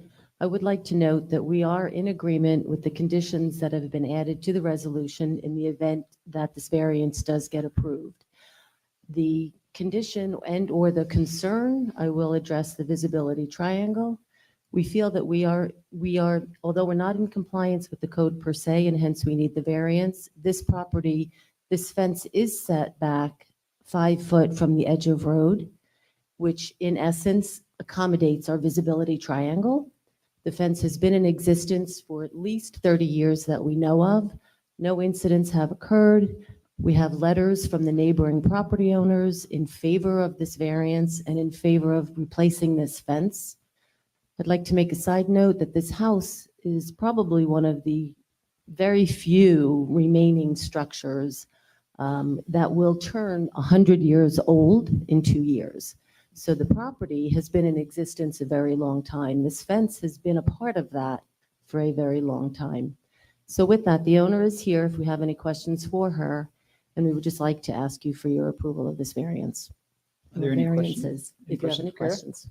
I just had two quick things, Kara. First of all, thank you for including letters of support from the neighbors. I think that really helps our task. And second of all, the term was used by Jason, and I think it may not be clear just based upon what I heard at the LPA hearing. We throw this term chain link fence around. It sounds like it's going to be a little bit different than that, potentially nicer than a chain link fence, right? The chain link fence is proposed on the side of the property, correct? It will be a vinyl coated chain link. It is not that, I don't know what that metal is called, but it's not that anodized or whatever that is. It'll be a black vinyl chain link. One of the conditions is that we add some landscaping, and that was the purpose for the request of the chain link. The owner has had chain link in the past, had a very lush landscaped area, and we're looking to replace that to allow the airflow, was just to help that. Thank you. Any other questions for Kara? I just have a question on the conditions for approval. And I don't know if this is just specific to this. I guess this is what I really want to know is that item number 2, if the current principal structure is demolished and a new principal structure built on the property, the variances for this fence will become null and void. Is that something that we just put in for this variance, or Is that something that is a common practice, like for more other structures that are gone? My understanding, the reason for that is because of the ask for the variances are very tied into the particular home that is in existence on the property. The home was constructed with very little rear yard. In 2018, the owner applied for a pool permit. This fence is accommodating that. So the thought was, the purpose for this is the conditions on this particular piece of property and where that structure is. All right. Any other questions for Kara? All right, Thank you. Are there any members of the public who would wish to comment on this matter? If so, please come forward to the podium and identify yourself, provide your address, and whether you were sworn in. Is there any public comment on this?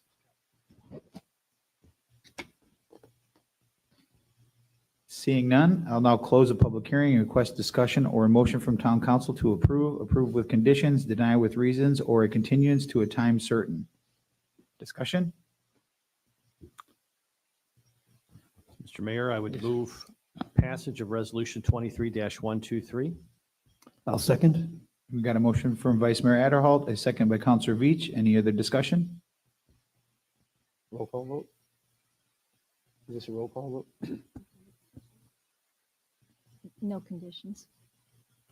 Yes, This is a roll call vote.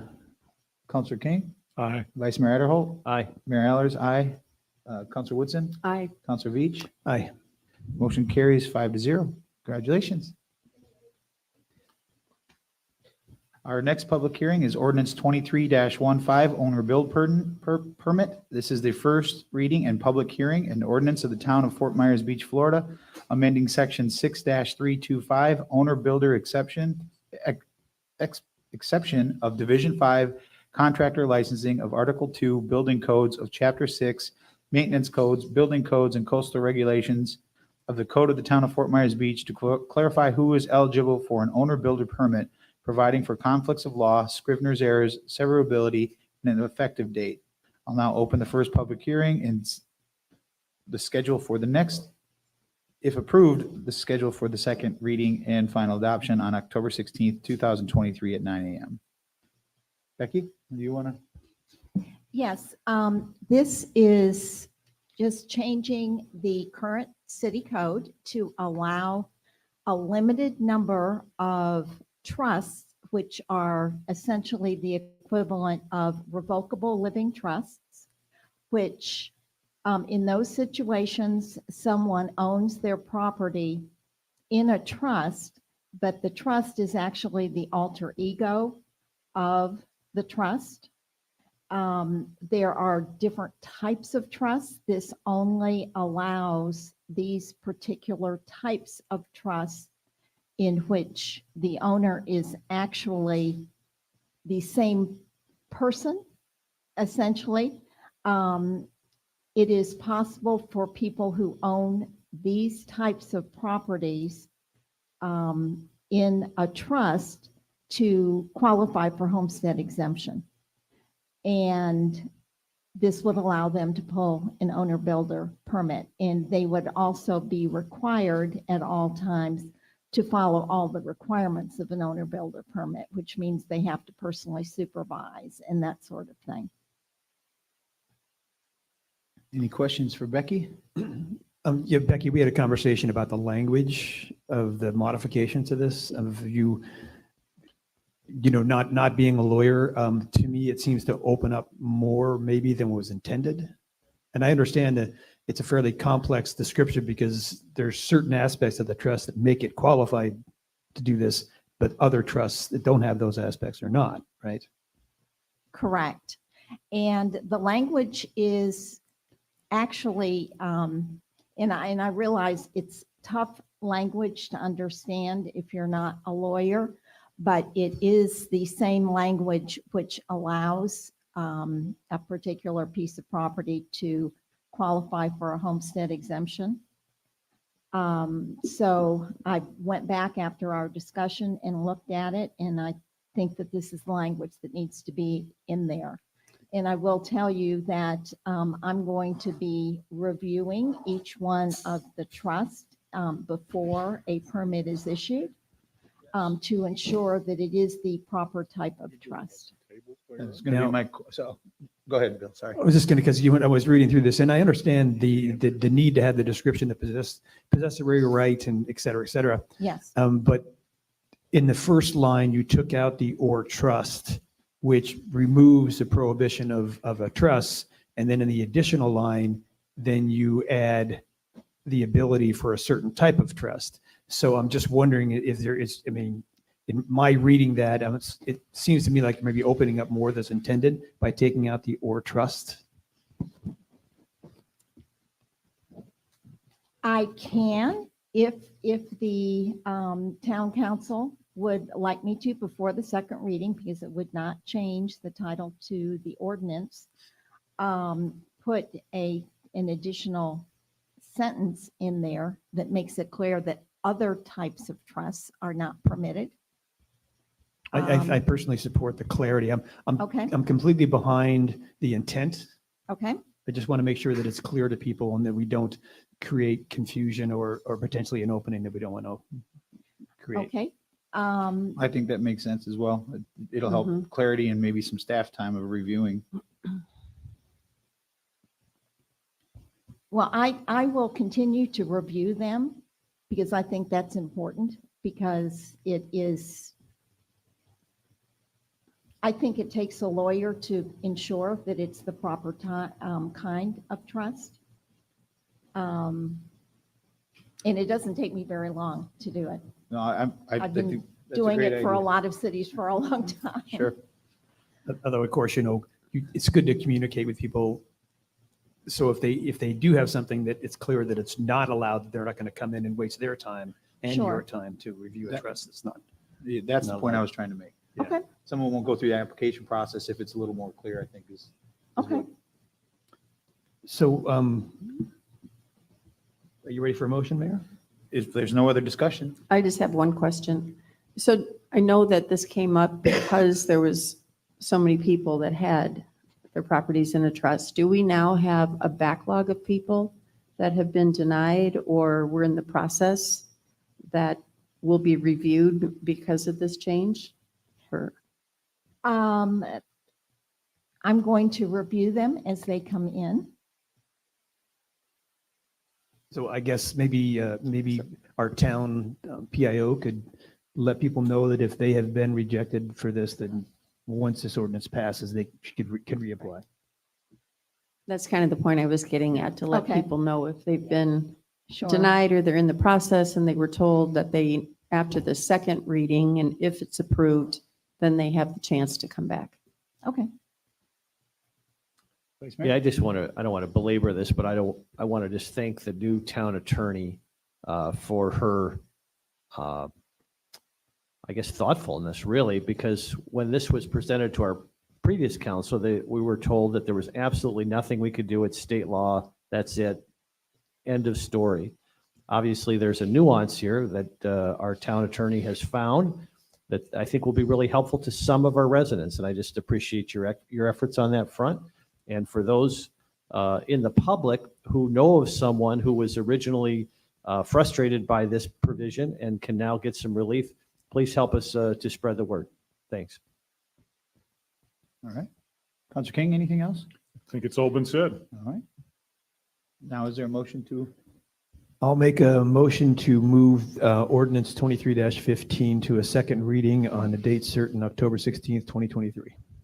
at 9 a.m.? And I will, could you also add to the motion that the town attorney is directed to clarify that other types of trusts are not eligible? And I would also add to the motion that the attorney will You can just say, modify the "So language. moved." So moved. Second. We got a motion by Counselor Veach, seconded by Vice Mayor Adderholt. Any other discussion? This does not have to be a roll call, right? It does? Okay. Yes, it does. Counselor Veach, Aye. Vice Mayor Adderholt, Aye. Counselor Woodson, Aye. Counselor King, Aye. Mayor Allers, aye. Motion carries unanimously 5-0. I'll just say though, I know of several people who have extensive construction experience outside of Florida, and doing an owner builder in Florida is daunting with the Florida building codes. Yeah, I It's can not, tell it's you. not, it's not for the, What you think you know in other states is much different in Florida, and then you add in a coastal community on top of it, you get an education. That brings us to public hearing, item B, ordinance 23-13, amending the EC zoning / location of construction near beaches. This is the first reading and public hearing, an ordinance of the town of Fort Myers Beach, Florida, amending chapter 34, article 3, division 4, section 34-652, environmentally critical EZ zoning district, and chapter 6, article 3, division 2, section 6-366, location of construction near beaches, providing for severability, codification, Scrivener's errors, conflicts of law, and an effective date. Now open the first public hearing and schedule, if approved, a second reading and final adoption on October 16, 2023 at 9 a.m. Sarah, before you move on, Yes. the last public hearing, did I forget to open that for public comment? Yes. Ooh, if you did, let's go back and open it for public comment. I did. and That's my fault. Okay. And see if there's any public comment, and if there is, take a revote. Is there any public comment that wanted to be made for owner builder permit ordinance 23-15? Do we also need to do the disclosures about contacts and things like that as well? No, this is No. not quasi judicial. No. Okay. Just the public here, the public comment part, I forgot. I don't see any, so do we need to reopen it? You don't need to take another vote. Okay. Now we'll try it, Sarah. I won't forget this time. Good morning, Sarah Probst with Community Development. As some of you may remember, the EC zoning district language was amended in 2020 to reduce and clarify what can be built and repaired within the EC zoning district, which is the land on the seaward side of the 1978 coastal construction control line. In 2020, the town council voted to disallow the repairs of major accessory structures in the EC zoning district. There appear to be about half a dozen pools that extend over the CCCL. Some of these have been damaged and need repairs. One condominium has reached out to the town about repairing its pool that is partially in the EC, and staff has been directed to provide potential language to allow those types of repairs. The language before you is intended to allow the repair of existing major accessory structures which are partially or fully seaward of the CCCL with the approval of a special exception. Included in the language are some ideas for what criteria should be considered for approval of a special exception for repair of structures in the EC. I would like you to consider the proposed language in front of you. This language was recommended from the LPA. This is the first hearing of this ordinance, and I'm available for any questions you may have. Questions for Sarah? yes, Sarah, I know you said repair in your monologue there, but I'm reading this section 3 and it says repair or reconstruction, and it was scratched that redevelopment. Could you clarify those 3 R's and what they mean? Yes. So originally it said redevelopment. Staff had a lot of concerns about what redevelopment means. That doesn't seem to be reconstruction or repair. Most of the time we think of redevelopment as something new happening on an existing lot. So staff removed the word redevelopment because the EC zoning district is not really intended for that. We put in repair because that was the specific request for things that already existed. And then reconstruction is allowed by 6-366B through the plan development zoning process. So we didn't want to remove that. That was brought up by one of the LPA members, that reconstruction is specifically called out as something that can be done through the PD rezoning process. So if somebody wants to go through that process, they can reconstruct something. But we did want to remove that redevelopment because the intent is not to allow new things to be built there. So the reconstruction, the repair is pretty obvious, right? I mean, something fairly minor, nothing structural, I assume. Now, with reconstruction, would that be something that is structurally compromised, being essentially torn up and rebuilt in the same place? That is our understanding of how that would be implemented. Yes. Okay. So if someone's going to, if something is over the EC zone and it's not salvageable, Mhm. then this would provide them a pathway to rebuild it, still encroaching in the EC zone.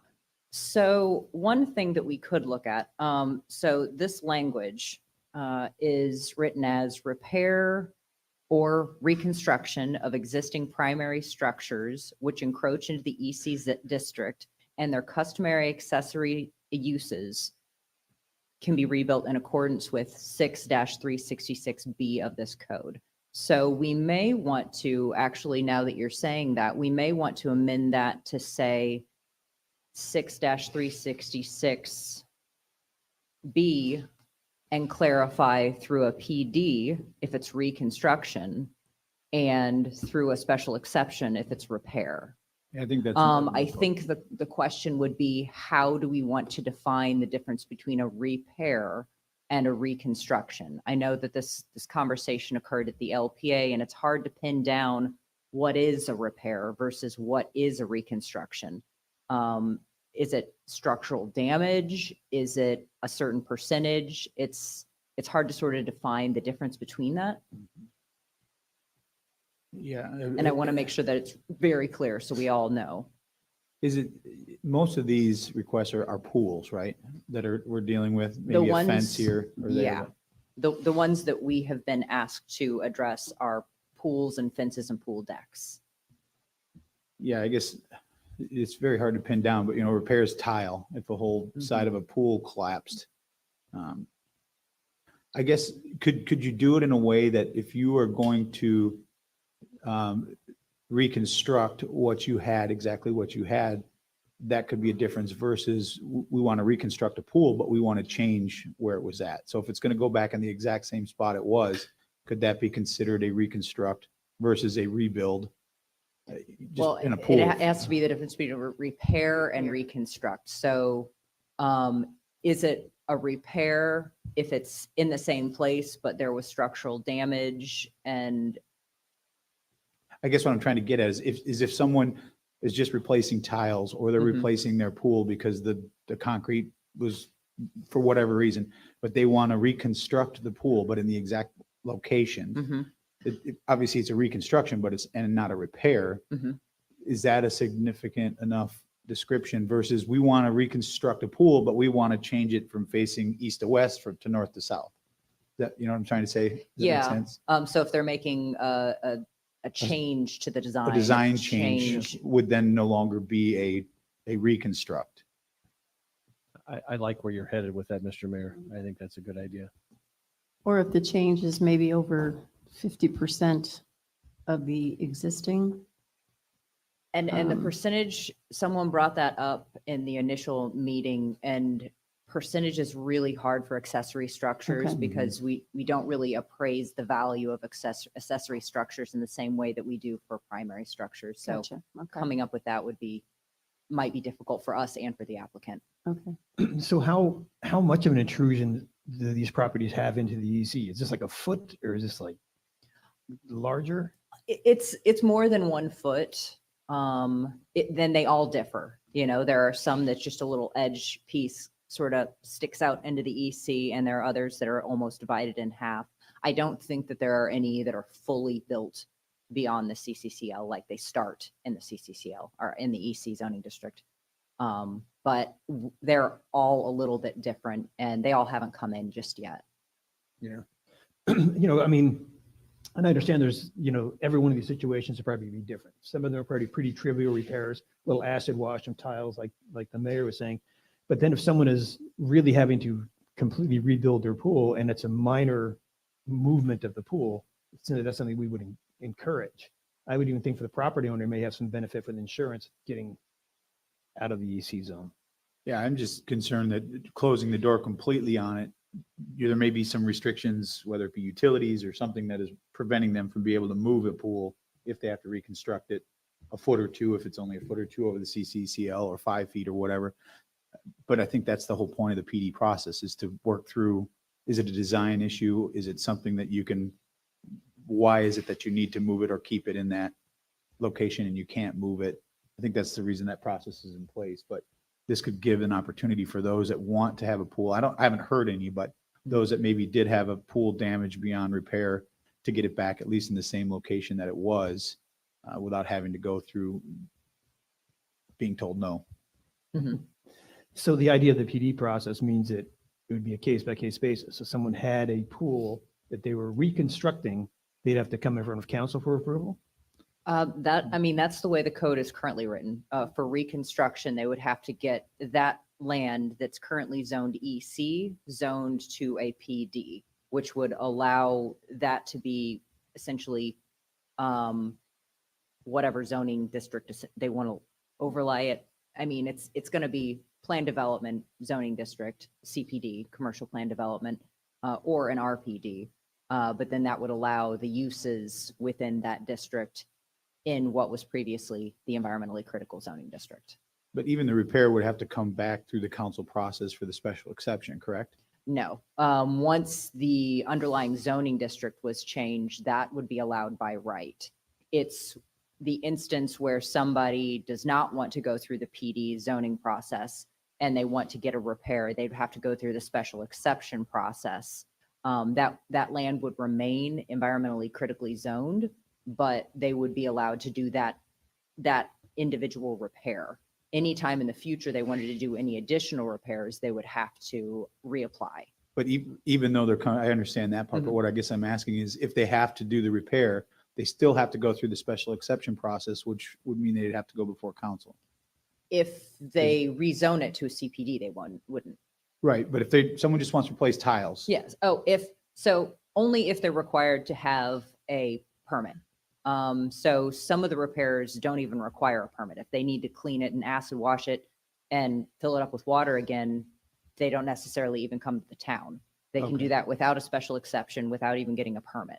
But if it requires an actual permit to do the work, then they have to go through the That's a special exception. that's a clarification that I wanted to Yes. get out there. Yeah. So if it's like a very basic, we've had some condominiums contact us and say, we're not doing, we don't really have to do anything. Do we have to go through this process? And if they just have to clean out their pool and repaint it, no, they don't have to go through that process because that's not a permit required by the town.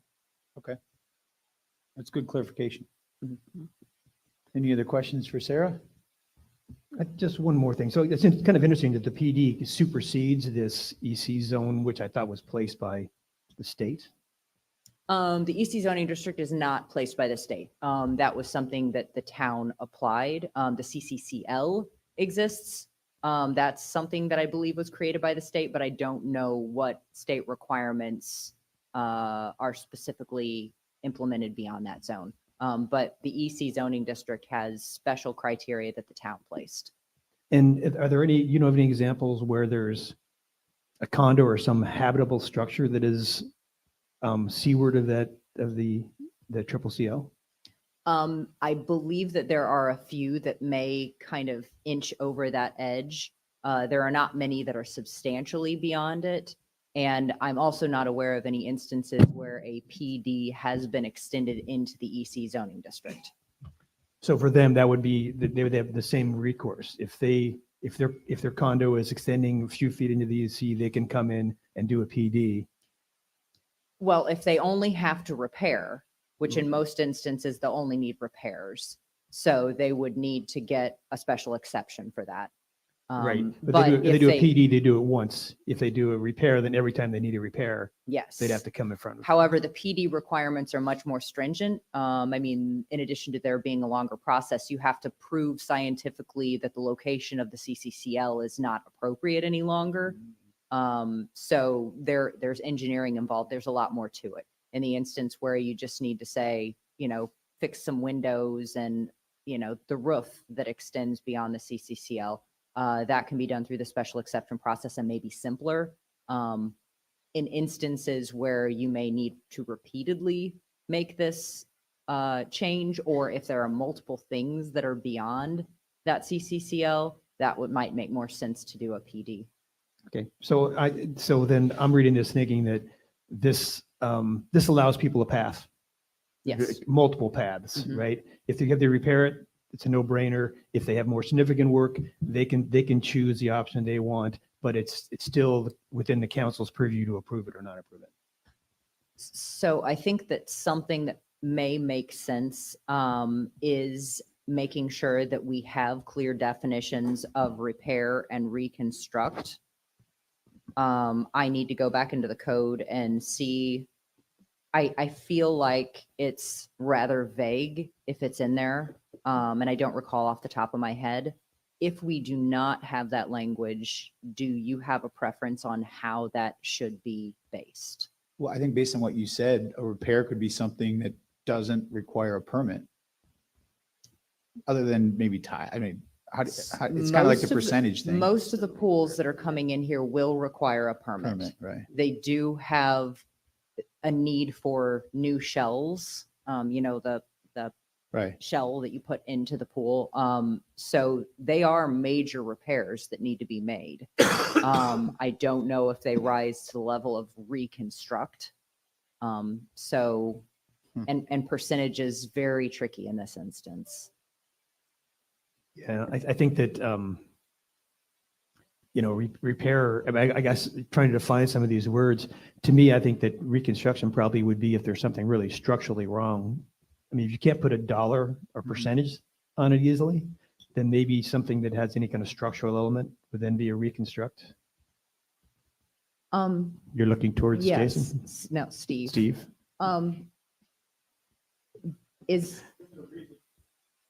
Yes, please. Thank you. And so in case you weren't following, Steve, we're trying to define repair and reconstruction. In what case would it? I apologize. I should have thought that far along. Morning, Steve Poposky, Community Development Director, Building Official. Probably the best way is to read out of the Florida Building Code, existing building code.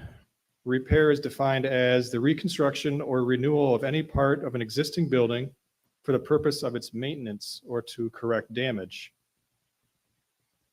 Everything else is an alteration. It's not either that. I think that seems very clear and forward. I mean, you have to follow that anyway. True. Can't we just adopt that into our code, that wording? It seems pretty clear to me. I think that, well, it's kind of funny that repair, the definition of repair included reconstruction. Well, yeah, I guess technically tile work is reconstruction, but. Right. In many cases, tile work by itself wouldn't require a permit. It's just when you're dealing with a pool and the surfaces around a pool, sometimes it does. Because there's regulations for a pool that maybe don't exist in a kitchen or a bathroom or a shower.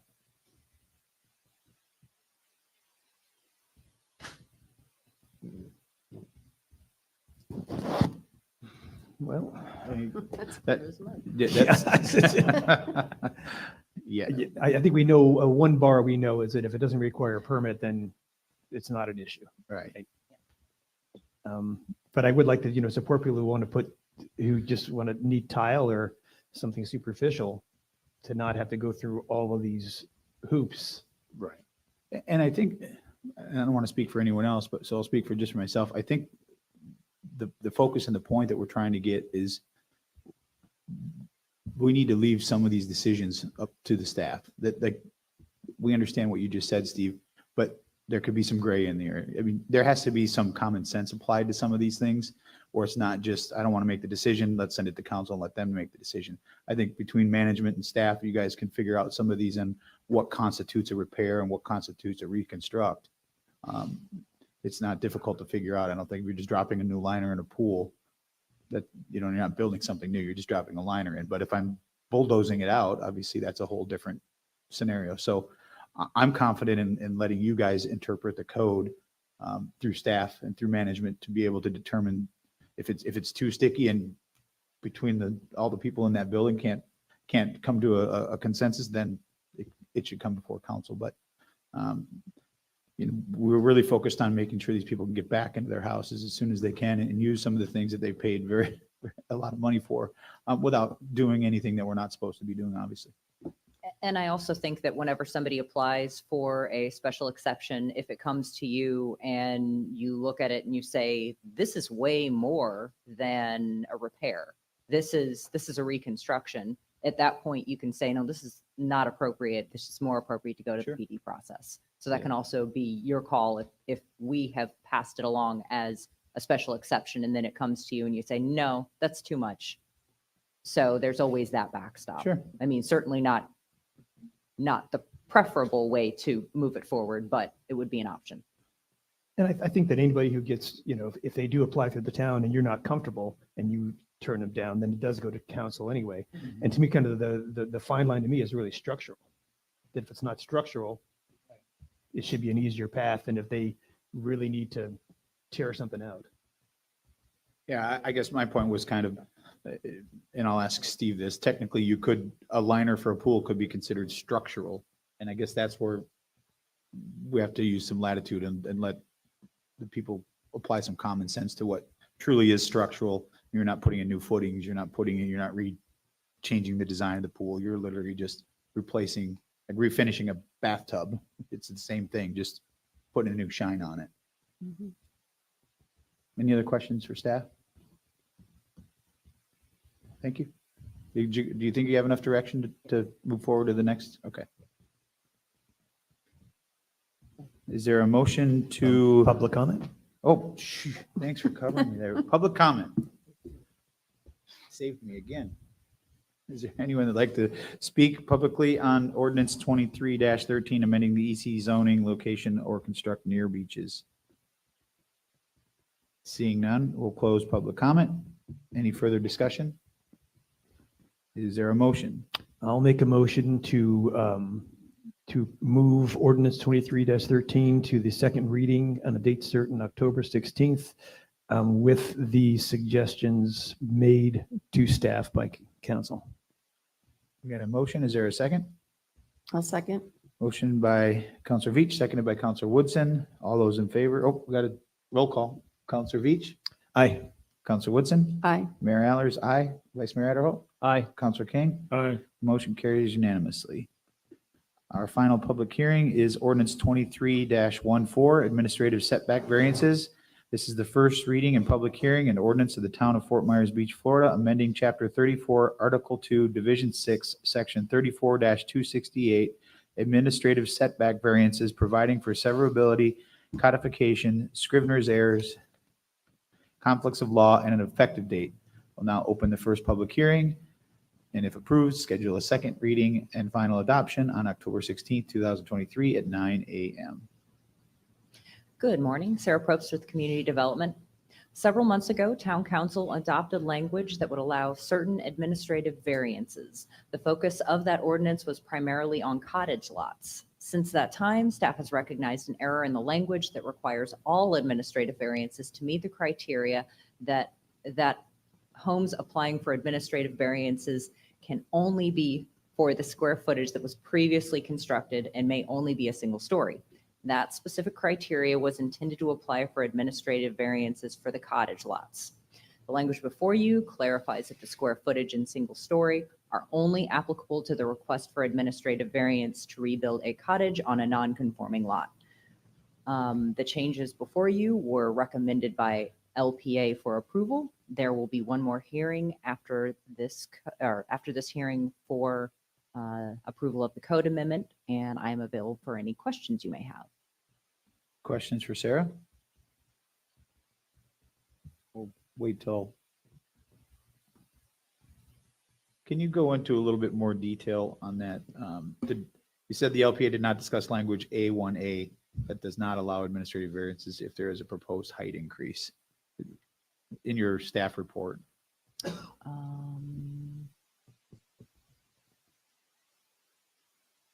I did not print off my staff report.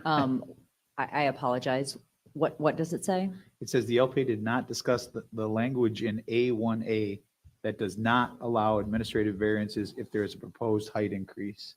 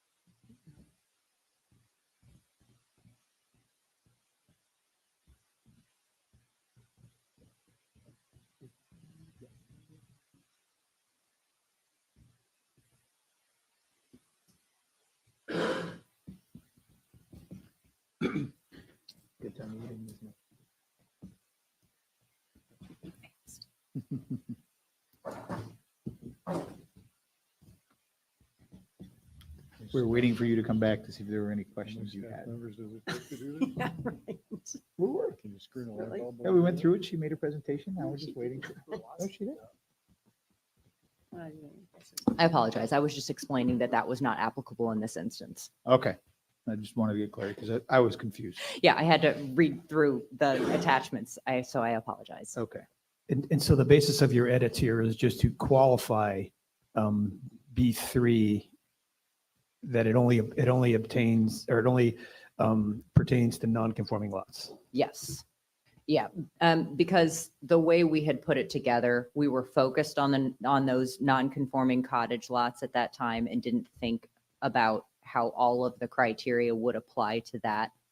And all the other criteria doesn't really match with that specific administrative variance request. Any other questions for Sarah? Is there a motion? Oh, sorry. Public comment. They say you can't train a new dog. Old dog, new tricks. Any public comment on ordinance 23-14 administrative setback variances? Yes, sir. Good morning, Mayor, Vice Mayor, Council, Town Attorney, staff. John McLean, 237 Egret Street.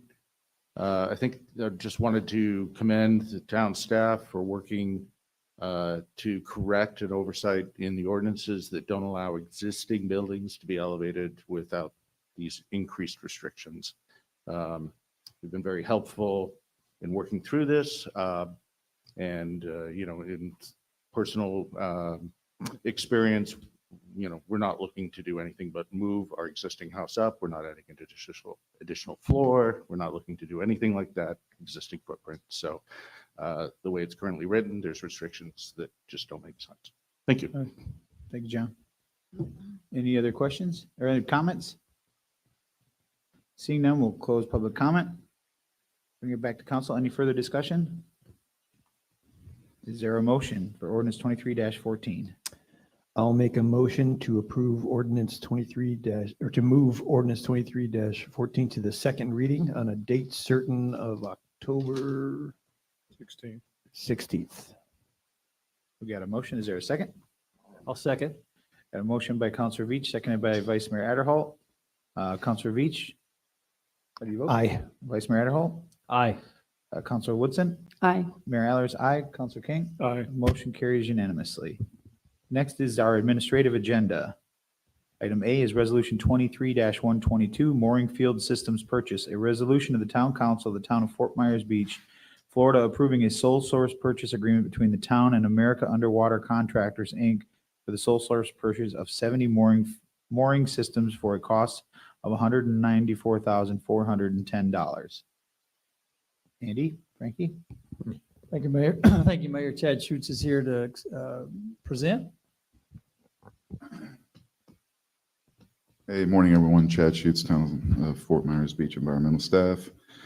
So this would be for the 70 balls that are east of the Matanzas Pass Bridge. Those have been damaged and need to be replaced in their entirety. This company that we've sole sourced is the only one who makes these. If we were going to try and buy the same ones, they'd basically just be a distributor of this same company. Any questions?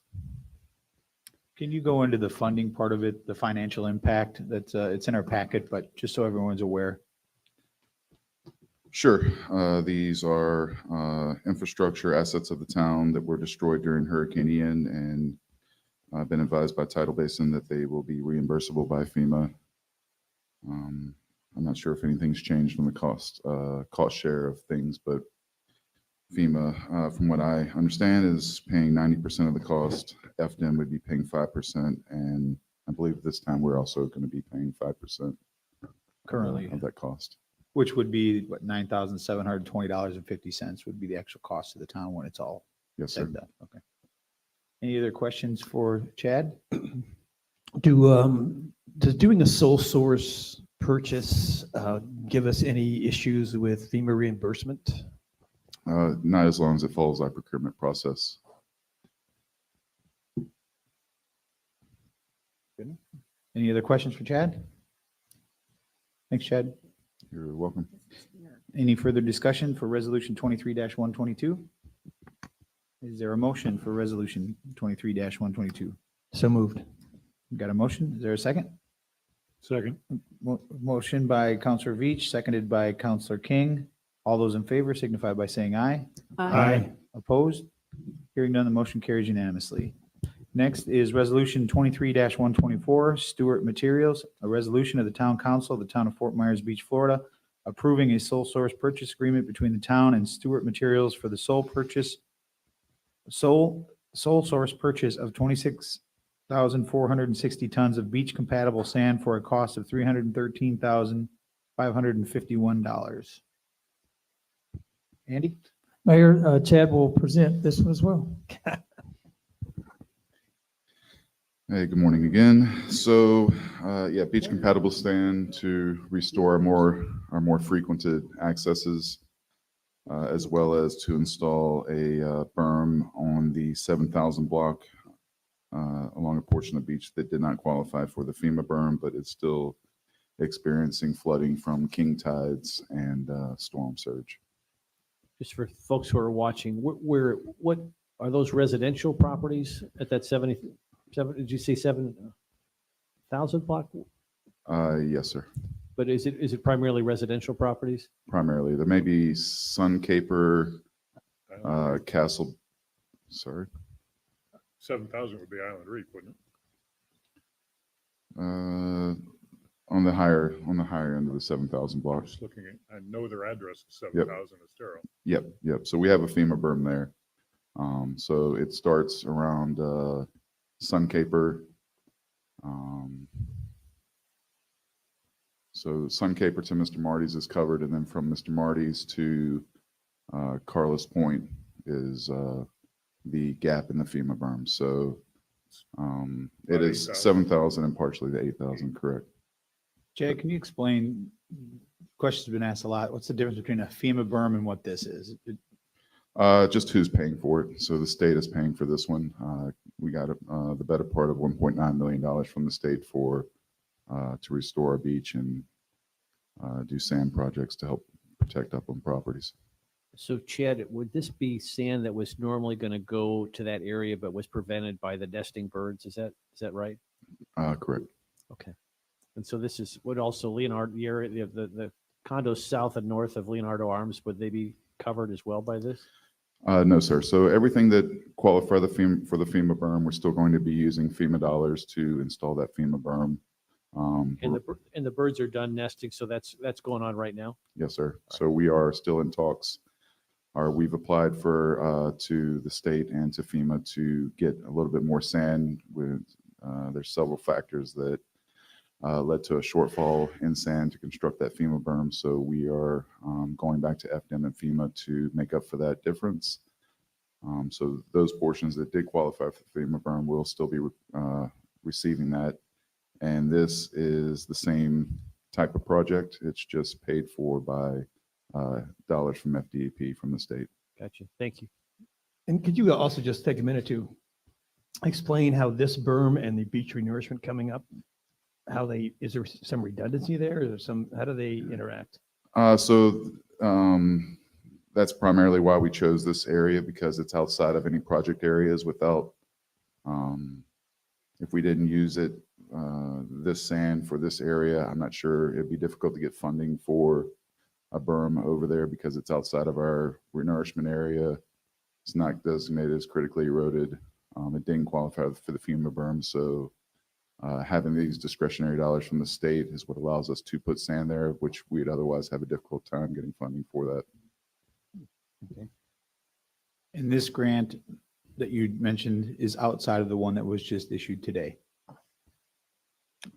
I'm not up to the news, I'm sorry. Okay. That's for beach renourishment. Beach renourishment. So that's, The 8 this million. grant is separate from the 8 million that was Yes, granted sir. today. Okay. Absolutely. Just glad we could catch you up. Yeah, catch up, indeed. Any other questions to Chad? Hearing none. Thank you, Chad. Thank you. Any further discussion? I'll move to approve Resolution 23-124, Stewart Materials. We got a motion. Is there a second? Second. Motion by Counselor King, seconded by Counselor Veach. All those in favor signify by saying aye. Aye. Aye. Aye. Opposed? Hearing none, motion carries unanimously. Next is final public comment. Madam Clerk, is there anyone that would like to speak at final public comment? Yes, ma'am.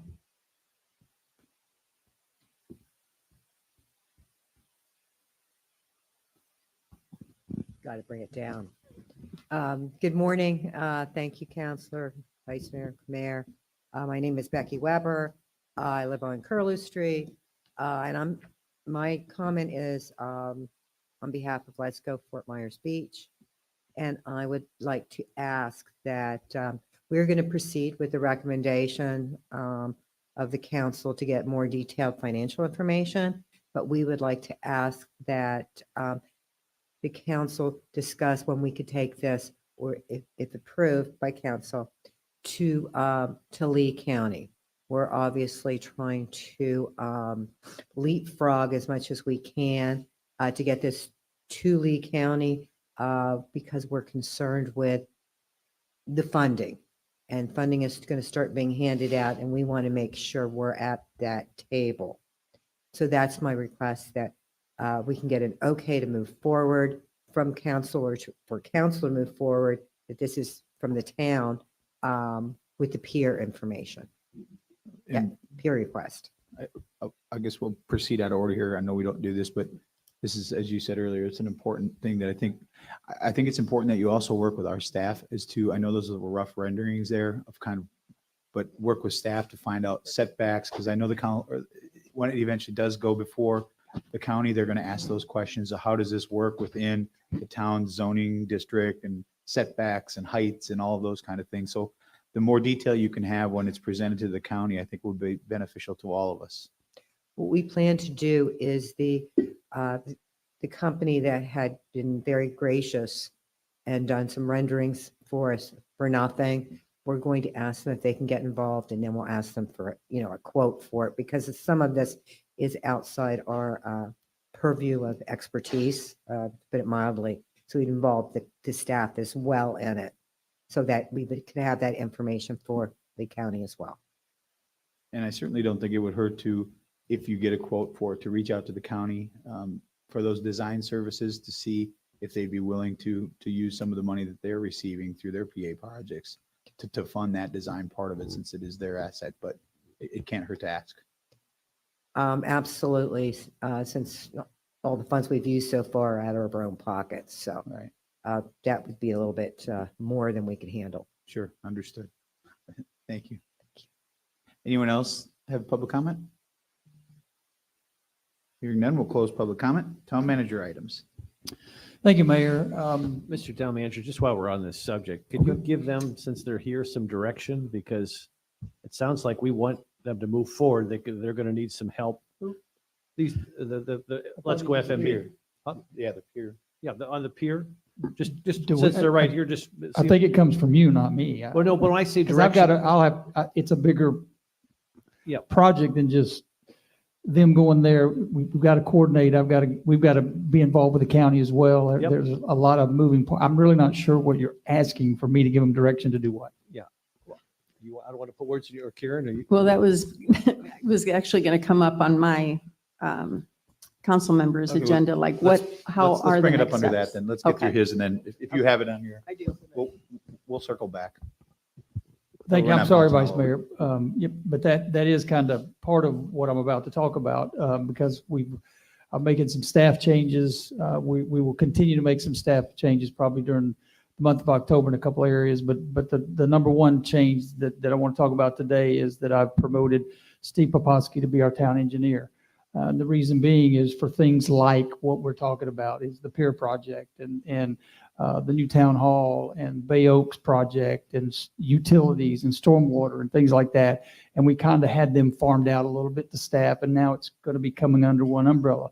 Now you ask what's going to happen next. Well, I'm working with a group to bring them in-house to do our permitting, to do our inspections, to do our plan reviews, and possibly an additional in-house planner. So there's a lot of moving parts that hopefully this week I will have some answers, and we'll be able to come back hopefully by Thursday, and talk about it at MMP, but for sure at the next council meeting. So there are a lot of moving parts going on as we speak. Today or yesterday, I actually started my 6th month, and so it actually feels like 6 years. I kid you not. There's so many things going on. We've done more, and I've experienced and been exposed to more in 5 months than you typically would in a 5 or 6 year period, strictly because of the volume, obviously, and so much. And it's really been great to have the staff to lean on. And we spoke a little bit, you guys spoke a little bit earlier about our staff, and I spoke to them the other day, and this can't be done with just the 6 of us, the 7 of us. It takes the whole team to get these things accomplished. You don't get trees planted. You don't get clocks installed, the electrical done without staff. And I'd be remiss if I didn't focus on their contribution to the successes we've had so far. And as I tweak and we move and I coordinate and facilitate how I want the staff to be and what we want to be going forward, I think we're building a better mousetrap, if that's a good term to use. And I think we've got a unique opportunity to continue to raise the level of where we are going to end up. But we've got to set that groundwork now. It's been a year, I realize that, but the last 5 months, it's been a good lesson for me, and it's been a good case study on how to rebuild a town, how to start almost from scratch. But that's not true. The group I'm bringing in-house, again, they will be in-house. It's a local group. I don't want to give too many details until I get the contract signed and get them fully in place, but I anticipate getting that accomplished this week. Becky and I are meeting with the primary tomorrow to get that hammered out. And as we've had discussions individually, you understand where we're going. One thing we're going to do as part of this, and it probably will coincide now, the more I think about it, with the new town hall, when the temporary new town hall, when we get in there, we're going to extend our hours for our public to more than 8 hours a day, to 10 hours a day. And we're going to adjust some staff members on a voluntary basis to some 4 10-hour days. That helps them to have that extra day off, but we will have 5 days of coverage. The 10S would be 5 10-hour days of coverage. Weekends, that's always a possibility. We do have staff that works weekends, so we do have some weekend coverage. Not like the appraiser's office apparently, but that's a pretty high bar to measure up against. But there's always options, So I am looking at everything. The other thing, I'll save it for last. But one thing I want Frankie to talk about, he put him in charge of base and in code enforcement. And one thing we're doing is we're trying to be a little more friendly, if that's the right word, but we're switching that area, the name, instead of code compliance or enforcement and base, they're going to be neighborhood services. So I want Frankie to talk a little bit about how Andy, before you yield to Frankie, and I know you do this by design because you don't want to get granular until you sign the contract, but just you've teased it out enough. Just is it fair to say, in a general sense, that you're working on a new sort of paradigm shift that will infuse significant new resources into our permitting process? Is that fair characterization? Correct, and probably at like with the move for Steve, that there's no effect to the budget. It's a seamless, and he's also now responsible for utilities because there's such a big project with our stormwater and our underground utilities and things like that. That yes, this should be seamless. It should be cost effective, and we're just going to even bring them in, and we're going to reevaluate the whole process, everything from application, from the website to final approvals, and get a whole paradigm shift, as you called it. Whatever it takes, we're going to make sure that we is it a little late to the game? I'm sure we're going to get those naysayers. Why do you do this 6 months ago or a year ago or whatever? Well, sometimes you just have to wade through the muck to get to the good water. So. I appreciate that. I just think it's important for the residents to know that help is on the way, and That is correct. It's imminent.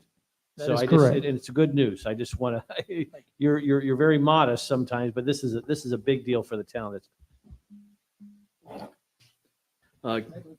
Carrying on what Andy had suggested about the neighborhood services, Just to let you know, we've been taking, again, my name is Frankie Kropacek. I'm the Operations and Compliance Director for the town of Fort Myers Beach.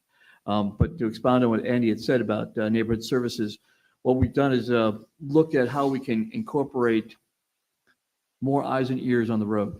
So by developing a 4-zone area for what was formerly known as BASE, now neighborhood services, they're going to be going from the beach to the bay. They're going to be in the community. They're going to be looking for not only things that just don't look right. They're going to be looking for people putting illegal signage on our street signs. They're going to be looking for those. That's not something you want in paradise. That is correct. But we will be dropping those off at a residence on Tropical Shores later.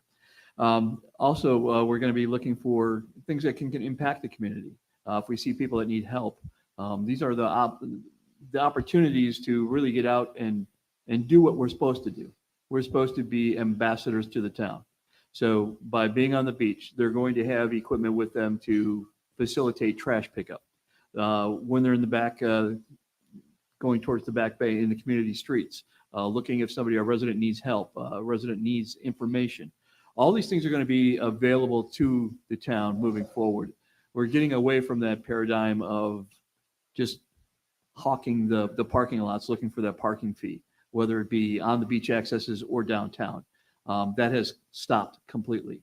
Not saying that we're not collecting fees, we are, but we're doing it in the proper way, the way that it should have been done from the get-go. And we're going to be looking into new signage downtown. We're going to be looking to working with events that come downtown, where people can be more accessible to having a great time and not having to worry about being impacted by coming back and seeing a ticket on their window.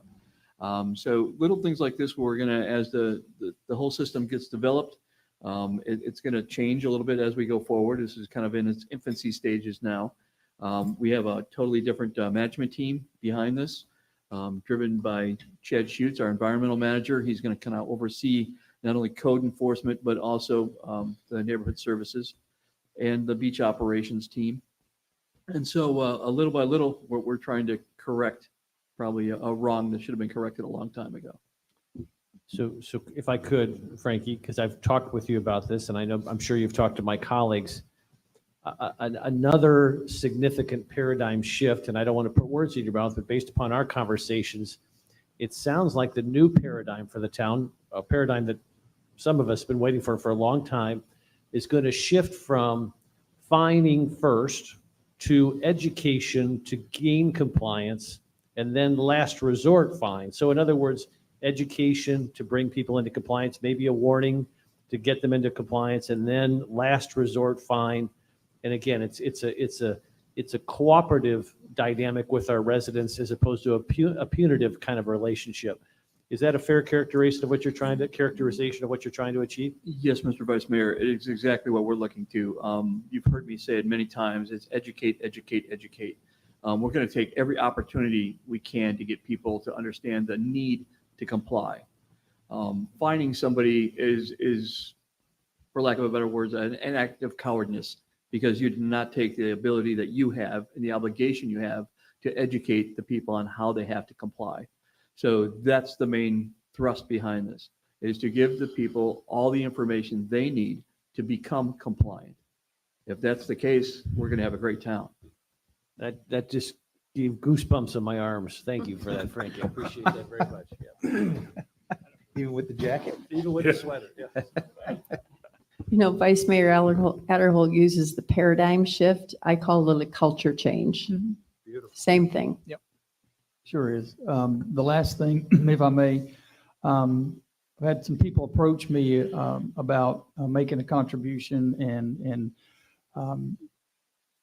I've agreed. We're going to have a New Year's Eve night fireworks display.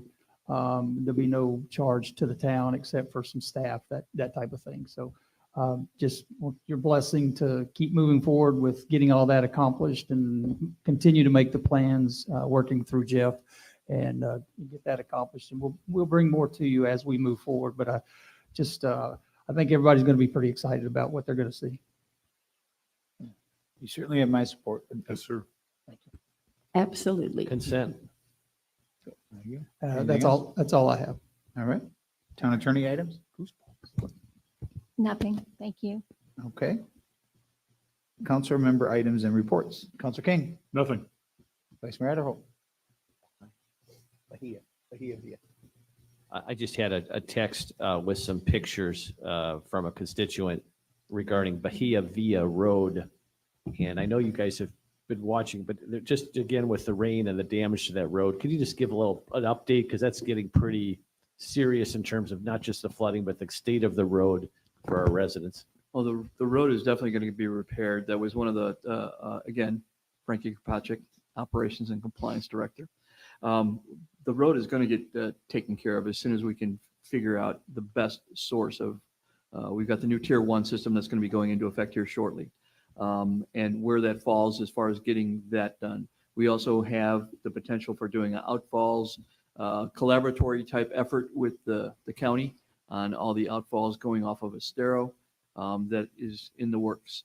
We're going to be looking at a lot of the outfalls and seeing if we can clean off some of those areas. In that particular area, I know we were running a pump right after Adalia to get the water off the road. We will have somebody out there today to assess and to act as early as tomorrow as far as getting at least a temporary solution as we move forward, at least through the remainder of the rainy season. It's great. Thank you very much. Yes. That's all I have, Mr. Mayor.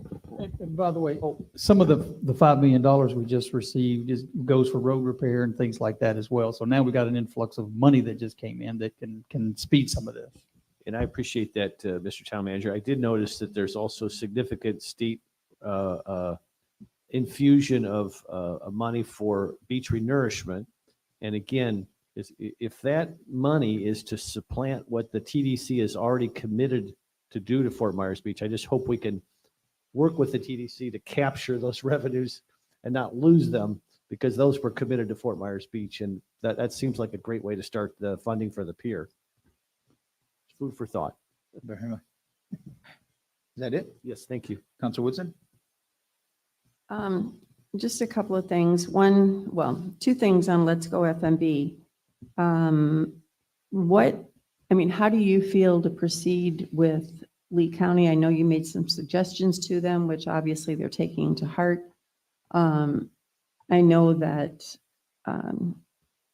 the people that were in the audience at the Let's Go FMB, they're kind of waiting on us for that next step. And I don't know if you want to take that next step with Lee County or how you want to proceed with that. Or is it Andy or who might it be? Well, you're the liaison, so I think if Yep. anything that goes through the county should, at least my opinion, go through you. If you're, I'll certainly help, or we'll help any way that we can. But I guess my only points were that the county is very detail oriented and there's facts driven, and that's what they react to. So I think the more loaded you can be with facts and figures. And I said, like I said, this weekend, I had a couple of people come up that were interested in potentially doing a public-private partnership with getting the pier moving along faster, using their services to help.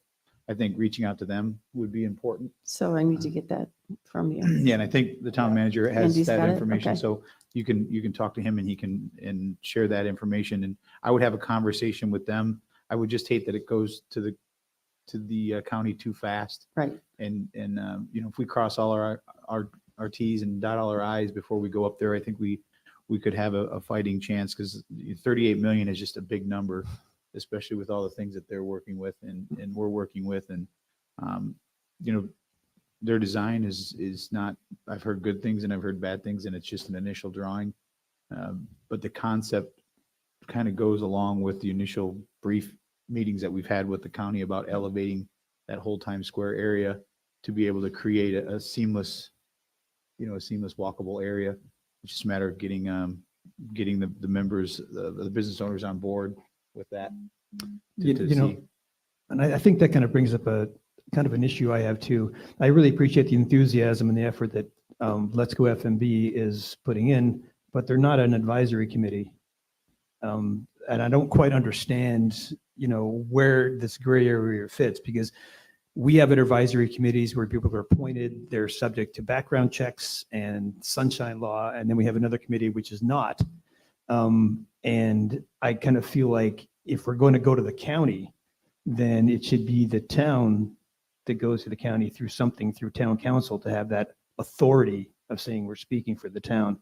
Let's Go FMB is just it's a citizens group. So for Becky, I'm really not sure about if Let's Go FMB is operating as an advisory committee without being an official committee, then it's kind of like, why have advisory committees at all?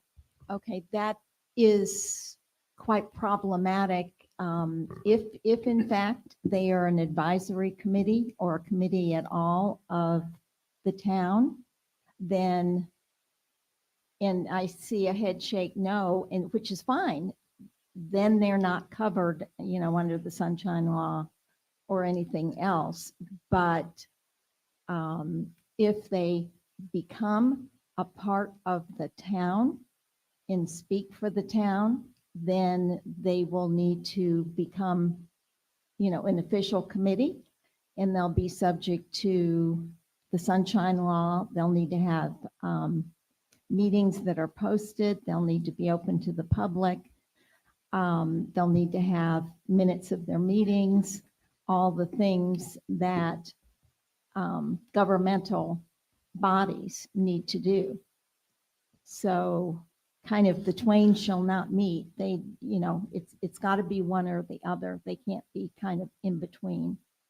So Becky, as a community group, can they provide recommendation as they did today Oh, to certainly. the council, and then a council member could then bring it to, if the council Oh, approves certainly. with it, to bring it forth that way, so it's not Certainly. creating another committee, it's Absolutely. either You just, council's on you board. just need to be able to, with a straight face, and I think you can absolutely say, no, it is not part of the city. It's a group of citizens who are, bringing forth ideas to the town, and there's nothing at all wrong with the town adopting those ideas or not. Okay. And that's pretty much the way I had explained it to Commissioner Sandelli, and said that, the group would be bringing it to the town council for approval of next steps, which I think is what we got with me working with Andy and what the next steps are, and the council providing input of what else we still need. Yeah, I would just add that certainly, at least from my perspective, what we approved today would be to allow Counselor Woodson then to go to the county in conjunction with Let's Go FMB, and she could make the introduction and then yield to Alan as a subject matter expert, and maybe the town manager's there as well, or who his designee, and we do the presentation. I liked your idea, Mr. Mayor, of presenting before the TDC as well. I think having a citizen group, they're all citizens or residents of Fort Myers Beach, but they're also voters in Lee County, and they have every right to petition their government at Lee County level. But I think they obviously have a willingness and a desire to partnership with the town, and with Councilor Woodson's involvement, it seems like we've got a synergy there. Obviously, we want to bring staff on involved, but I think what Councilor Woodson and Let's Go FMB are looking for is just the consent of the town to let them move forward. And I'm certainly comfortable with that. Yeah, I would think that, with the suggestions of some of the numbers and the facts that you want to get together, if it were me, I would think the best course of action would be to go through the TDC first, because it was referenced in their TDC funding, which I know a lot of their numbers probably came from the TDC reports. So going before them, at every meeting, they have a point where a town or even anybody can go up during public comment and kind of give a presentation or give some thought. So that would be my suggestion, is to go to the TDC. There are a lot of people there that, well, obviously there's a commissioner there that chairs that committee as well, because they are the advisory committee, and to get them on board, I think with recommendations could help, I think, what we're trying to do here. I would also think that, it's important because it's a citizens group, and I know they've been working very hard and putting money into it, but to give them, if they're going in front of the county, even with Karen, to give them the gravitas, of having, either the town behind them or the public, and maybe, it's already a pretty broad group, and they have subcommittees of all kinds of different things. But if there's a way maybe to present options to the public, to get the public buy-in to it, to add more gravitas to it. And, I'm still kind of confused about, it's like, what's the advantage of being a bona fide advisory committee? I don't quite know. Except you have a place on the agenda where you can come in and talk. That's about all I can really Well, think. there is a huge difference because the law requires advisory board meetings to be open to the public. Right. And probably theirs are, but they have to be posted as to when the meetings are. There have to be, there's not a requirement for an agenda, but typically you do have one, but there is a requirement for minutes.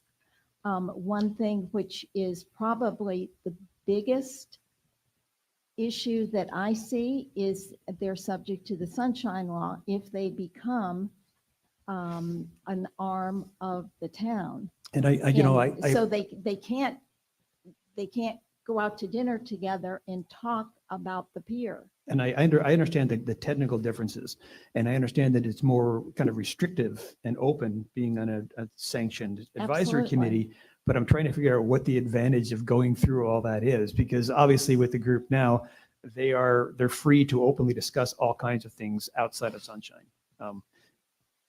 And our advisory committees are not. So to me, I'm just trying to figure out, being a part of an advisory committee, how is that better than just coming up with your own group of people and doing it outside the town? Is there any advantage at all to being an advisory committee as opposed to being Well, you're part of the town. You're a legitimate part of the town. so there's more gravitas? Yes.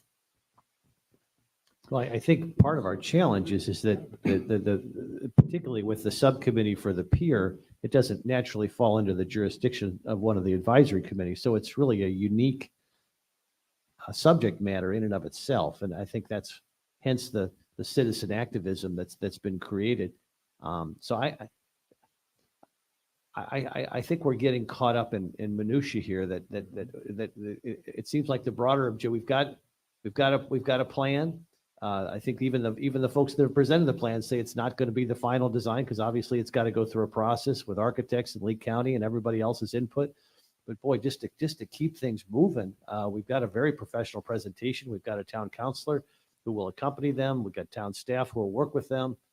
I appreciate the mayor's suggestions of additional detail, but again, the name of the group says, let's go FMB, let's go. I mean, it seems like that's that we can move, right? I mean. Well, of course, and everything has its process, the government. One idea maybe Let's Go FMB could also present to BORCAB and get a discussion with them, because BORCAB has kind of become the everything else committee, including, beach accesses and all this, and try to just, I know they've already had some to bring things more into the public so that it's been publicly vetted more. I think I see where I'm not opposed to having them make their presentation when they do this little bit more research to BORCAB, then that could be the official recommendation to the council through the committee. Yeah, it provides that link in. If that's, I'm not opposed to that. If legally, if that's the best way to go, then they are an actual bona fide, I guess you want to say, committee that can advise the town that we think this is great. Let's support it. Councilor Woodson can then take it from there. Well, that actually works because I'm also the liaison on BORCAB. There you go. Hey, look at that. There you go. Okay, I just want to make sure that the record is clear. We're not saying that Let's Go FMB is going to be a town committee. Right. No, correct. Okay, because once that happens, that changes, that's a game changer. No, but they could make So- they could make the plea through BORCAB, correct? Because Oh, yeah, BORCAB they could- is, Sure, right. anybody could. Right, they could be their And teammate. in what I heard, they were talking an awful lot about doing things on Lee County property. They could just as easily, work with Lee County on this, although, it's located in the town. So it certainly makes sense, but they're going to need the support of Lee County too. So having it not be a committee of the town, I think makes a lot of sense because they're talking about using county property. And I don't know if there's if there's a committee that would be appropriate within the county that maybe they could present to. Well, I'll just tell you, just maybe to hopefully put an end or wrap this up, the county has said multiple times to us, what is it that the town wants? And I think that if we can go to them through BORCAB from the recommendations from Let's Go FMB, the official approval to send to council, then we can go that route so that they have a clear understanding of what it is that the town of Fort Myers Beach wants through its residents and through the council. Then we've provided them exactly what they've asked for. They're asking what we want. This is what the community wants. And now it's in their hands to work with the town to bring it to fruition or not. I guess, not to belabor this, but we just added an extra step. The citizen group came to the council, presented, we all accepted and embraced, again, maybe with some nuances, but we've certainly embraced the thrust of what they're doing. Why would we then kick it back to another advisory committee? As much as I love BORCAB, why would we just blessed it. So why create this additional step? I guess I'm confused. I don't know if I would really necessarily concur that it's been blessed. I think they presented an idea and they've worked through a lot of different options and they presented their findings. But I think it's if they were to go through to the county, they're basically a citizens group that doesn't wanting to build something on land that they don't control. And I know that, the county is like, for months, months ago, I talked to Ray about, we just need to coordinate what the county wants to do with the park and what we want to do with Times Square.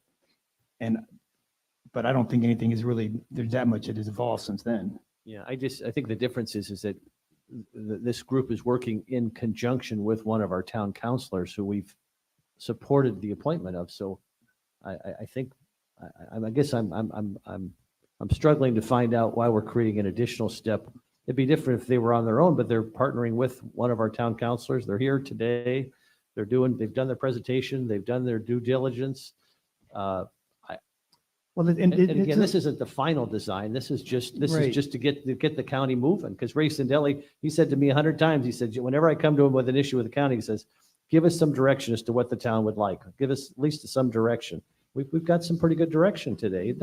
Again, it'll be nuanced and changed throughout the process, but we've got some direction.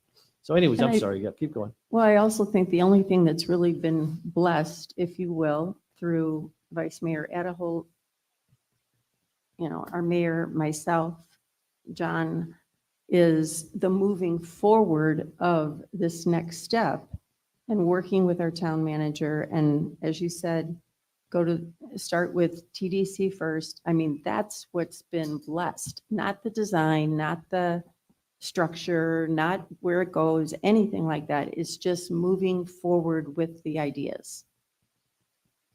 And I think to your point, Vice Mayor, to me, it's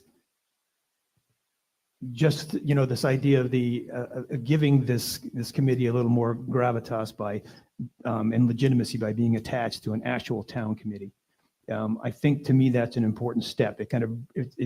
I understand, kind of the motivations of the Let's Go FMB group, but I think it's important, particularly at the early stages, is to get as many of our ducks in a row as we can before we go to the county and start giving them grand plans that are going to cost them a lot of money. I can understand where the vice mayor is coming from on this because I think we saw it with the fight for the school. It was just a bunch of parents that got up first and went forward, and then the town supported them. And I think they had a lot of weight. And maybe I'm old fashioned and old school, but I think a group of citizens that are rallying around something like this and wanting to move forward carries a heck of a lot of weight. I think the school analogy, Councilor King, is an excellent one. Mm-hmm. Wow, we've got a whole bunch here to wrap up into a bow. Could I say something? Yes, please. Okay, I am concerned with the idea of possibly merging, in at least some people's mind, Let's Go FMB with an existing town committee, because then what is it? Because they're totally different rules. They need to be separate. They really do.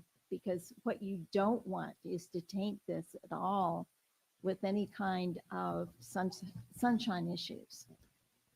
And I'm really getting concerned about talking about, hooking it up with a group to give it more, oomph or whatever, because you can't really hook up something like that.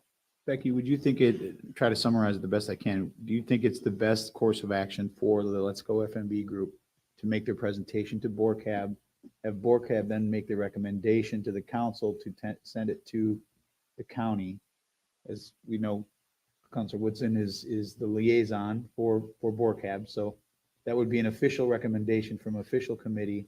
I kind of agree with Councilor Veach and Councilor King on both their points. It felt like to me that this probably should have gone to BORCAB first and then come here. But I understand why it went that route as well. Doesn't change the fact that I'm in support of it. But what's the best course of action for the council to take? Is it to send it officially to the recommendation of BORCAB with the added details that hopefully they'll be able to present? And then the BORCAB makes a recommendation to the council?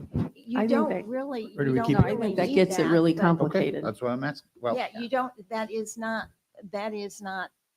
needed.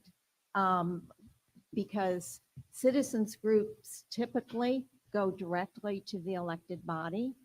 I mean, that's what is common. And then there's no question, but they're not part of your group. But when you kind of hook them up with an advisory body, I'm just concerned. I don't want to have, this wonderful idea get tainted with questions about sunshine law. okay, then what is your recommendation as steps moving forward? Yeah, I 'cause- mean, 'cause I my can see- my I can see concern is I both don't want ways. it, my concern is I don't want it to go before the county unless as much detail that can be presented is presented.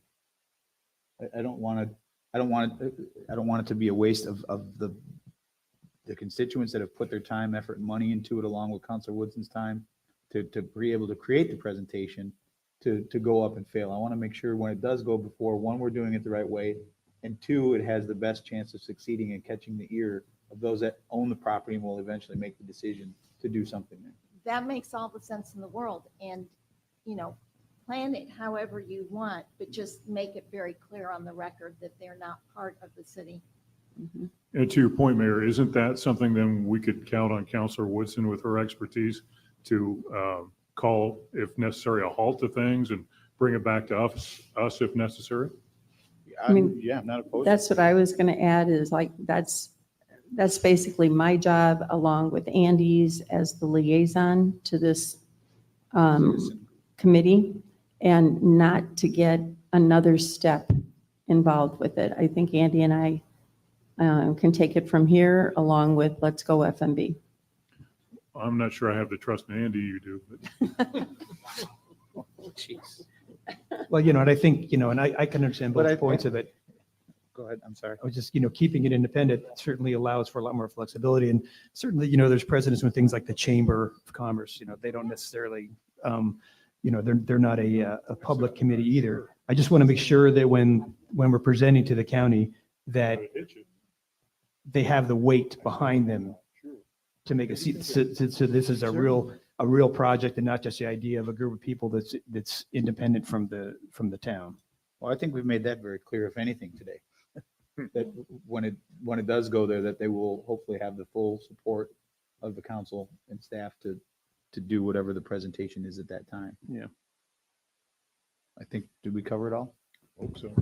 I think one thing, the mayor, you and I have talked about this. If only we had a CRA, Oh, we just dropped that. Community Revitalization Agency, they could, in the downtown, they could handle things like that. Could go straight through them, and you are the CRA. That might be for another maybe that, okay. Okay, my next item is another Let's Go FMV item. And this has to do with marketing and PR. And I literally was just on the phone yesterday, so I haven't even had a chance to talk with Jenny. But there is a group that is also interested in promoting marketing and public relations for the town, not for the town, but ideas for the town. And this is where I wanted to get Jenny involved in.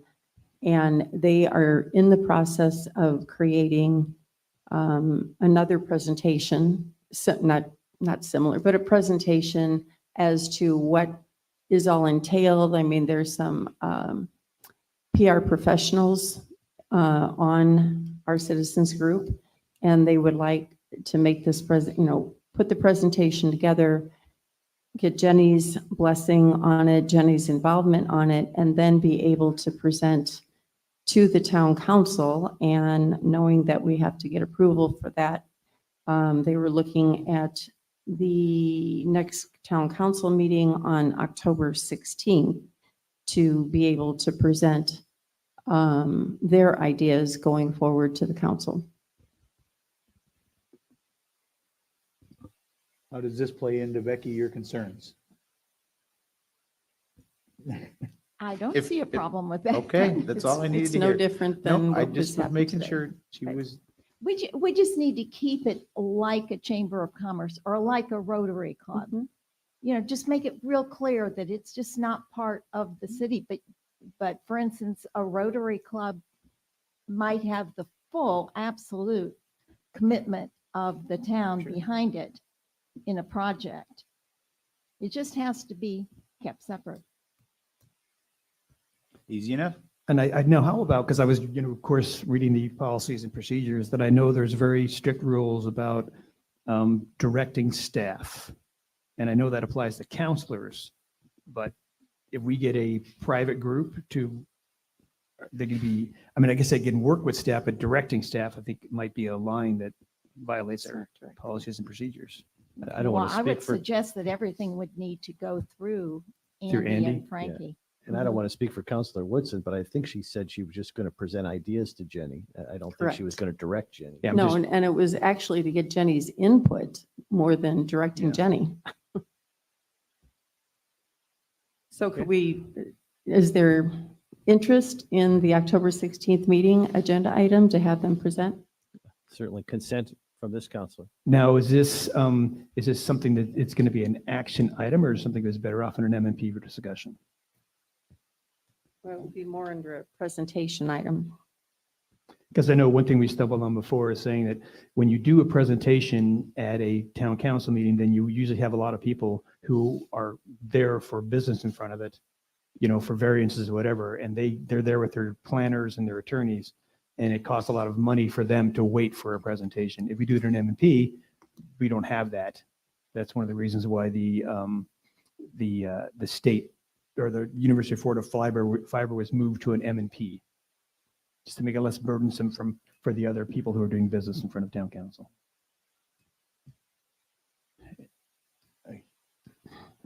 I'm okay, honestly, with either one. I can see the benefits to both. The M&P makes sense because then that's what it's for. Then we can have discussion, we can give direction, then it could come back to a meeting. But I also see the benefit of having it as a presentation because then people can have public comment on it at that. They could see the presentation, they can make their public comment. And then you can make your decision one way or another once you hear from both sides. So I'm open to it being done on either one. Well, and I think the reason we thought of the next October 16th meeting, we are getting ready, we're heading into season. There may be some ideas that come out of this that Jenny would like to incorporate in communications and everything else for the town. Our next M&P meeting that we could be ready for wouldn't be until November. So this gives us at least a 2-week jump. I'm okay with deferring that decision to Andy and staff as to the load that we already have potentially for the October 16th meeting. If you feel it's something that, because I think your point is very valid, Councilor Veach, if someone's coming with lawyers and they're spending a lot of money to have people here, we have to be cognizant of that as well. So I'll defer whatever decision to the town attorney or the town manager and clerk that put the schedule together, so. Okay, and then. If I may, but it sounded like to Councilor Beach's point earlier, at least two of you have agreed to put that on the agenda should we see that the agenda is light enough to add that. And I think that that's part of the agenda management and the M&P is we get a list of all the things in the agenda and then the staff can prioritize it and make sure we don't end up with these 8-hour meetings. Well, we're only going on 3 hours or just over 3 hours now, Bill. We got plenty of time now, but. Let's bring him in now. No, right? I'm okay with allowing, I see your point, though. I understand what you're saying presentation from a citizen group is important, but I'll leave it to I'm okay with leaving it up to Andy and Amy if it is reasonable and feasible to have the presentation. I mean, maybe allow them time to get more detail. Is it a 3-hour presentation? Is it a 20-minute presentation? Is it an hour presentation? I think it's And more let of a 10 to 15 minute. Well, there you go. So I think that I have all the confidence in the world that the manager and the clerk can make that decision. And if I could, I agree with that. But to Councilor Veach's point, because I made this point earlier, I think the subtle difference here, and it'll kind of vary on a case by case basis, but we are trying to set some precedents here as we proceed. So I think it's a fair point that these things normally would be at an M&P and appropriately so, but this is a little unique because these are our residents. So when we have an outside entity coming in, I think we should try to push that towards the M&P. But if our own residents have a time sensitive issue that they want to present, I think that should be a factor as well. Is everyone okay with, let's just give clear direction. Is everyone okay Yes, with sir. allowing the manager and the clerk to make that decision? Yes. Yes. Okay. And I would expect that shows up on our agenda item list as anyway, so we can see when what's coming in the future of our council meetings. Council Woodson, anything else? Just one last thing. After we pass the budget with the new fees and all that kind of thing, October 1 is the deadline for licensing renewals. And, that's for vendors as well as short-term rentals and all that.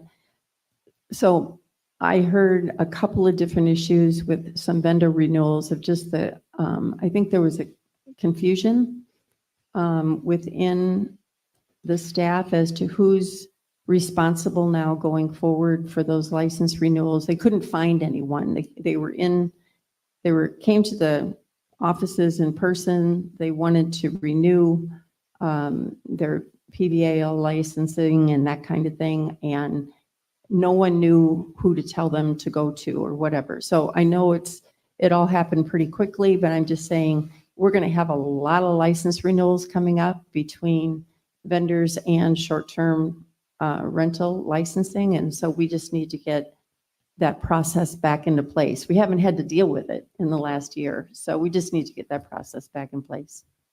That's it. Okay. Thank you. Who was next? Did you go?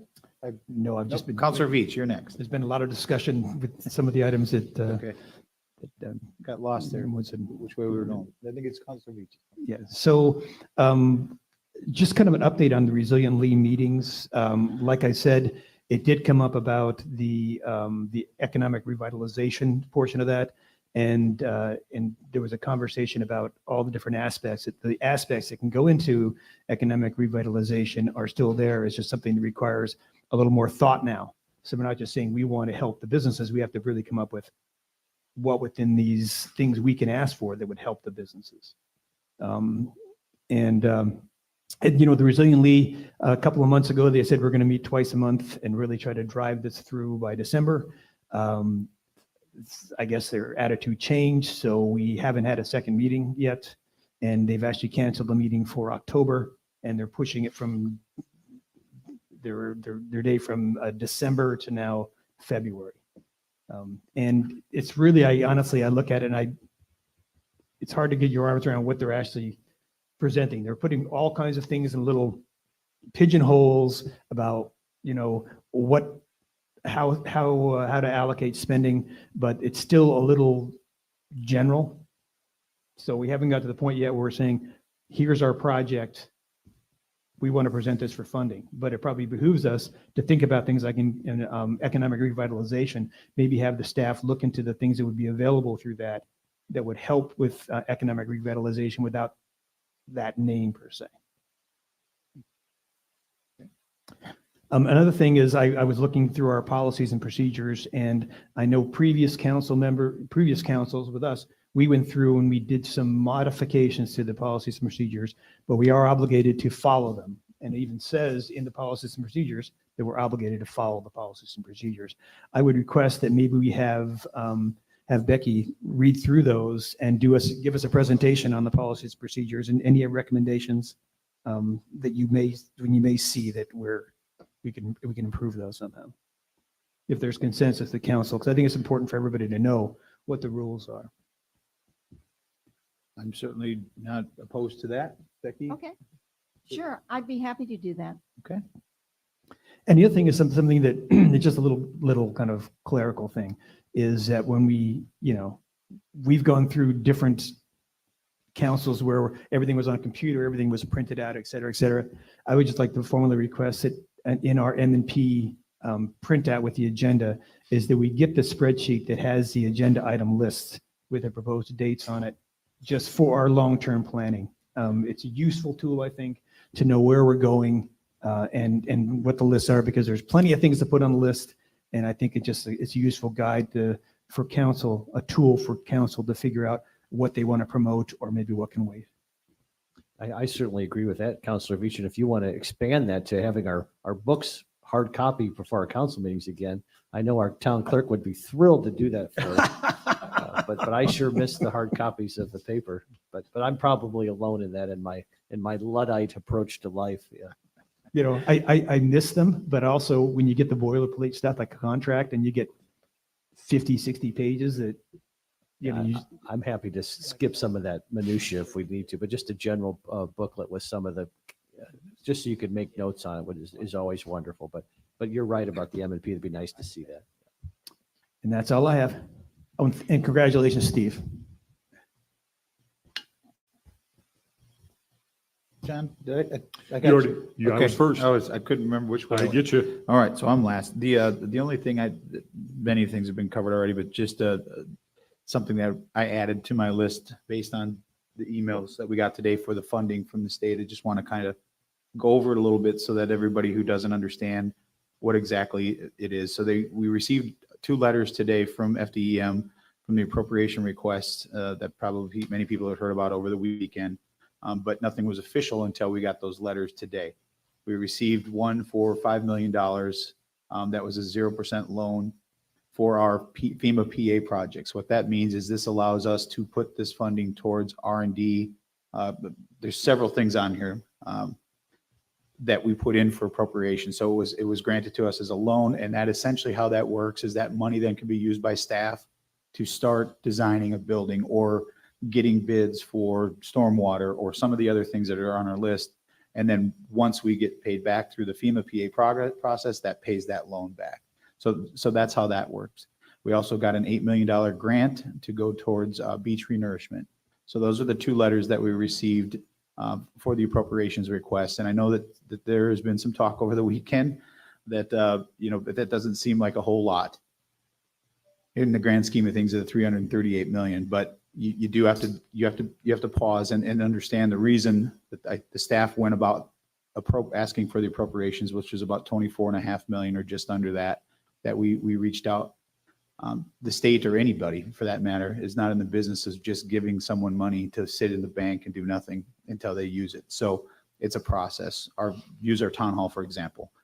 If it's 10, 15, 20 million, whatever that costs, without knowing what that costs, it is very difficult for someone to give you money to do that.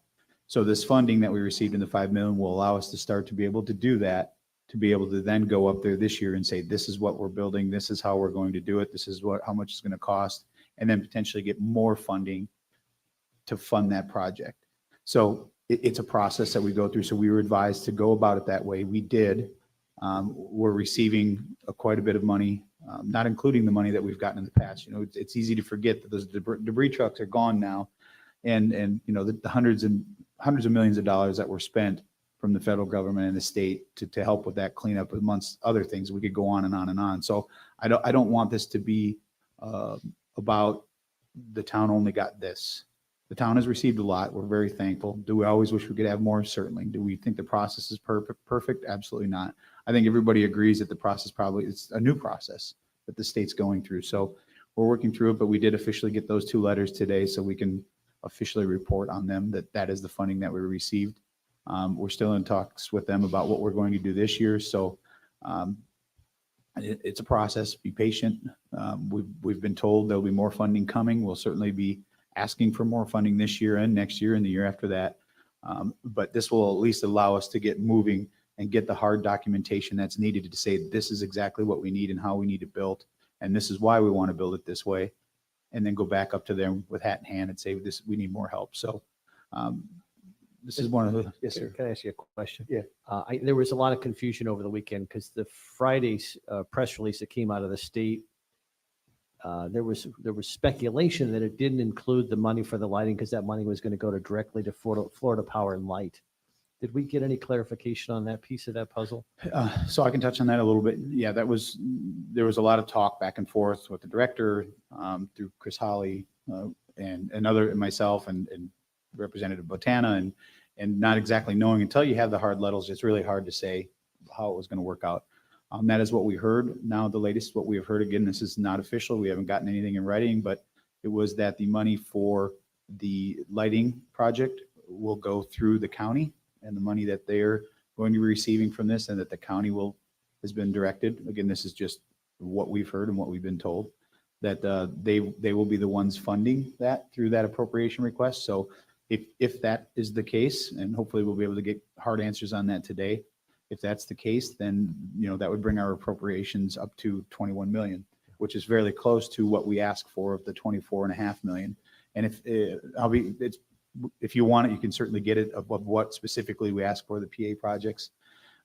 Of those 3, of the 24.5 million, the top 3 things were streetlights, beach renourishment, and stormwater were the top 3. And I believe if real close, and Joe's here, if somebody really wants to know the exact numbers, but I believe that those 3 were just north of $20 million of the 24.5 million that we asked for, which left that 4 million in the process that for these PA projects to get those things started. So we got pretty close to what we asked for, should the lighting work out the way we think. So obviously we wish we would have been able to get more, but we followed the process that we were told would make the most sense. And we got fairly close to what it is that we asked for. So thank you to the legislatures for doing that. Thank you for the staff to put in all the time and Tidal Basin it was very, very tedious, very, very difficult.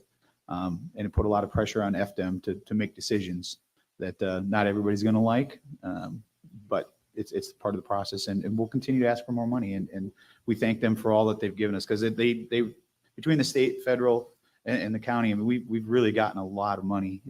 I don't know what the total dollar amount. I would hate to task Joe with trying to track all of that down, because that would consume probably 6 months of his life. But it is a large, substantial amount of money, 200 million at least, from just debris cleanup that the town didn't have to pay for. Yeah. So we're certainly thankful. We'll continue to ask for more, and I know I'm rambling on, but No, just no. wanted some clarity. I appreciate the additional clarification on the lighting, and that may have, I'm guessing, and because it's all speculative at this point, that may have gone to the county, since Estero Boulevard is a county road.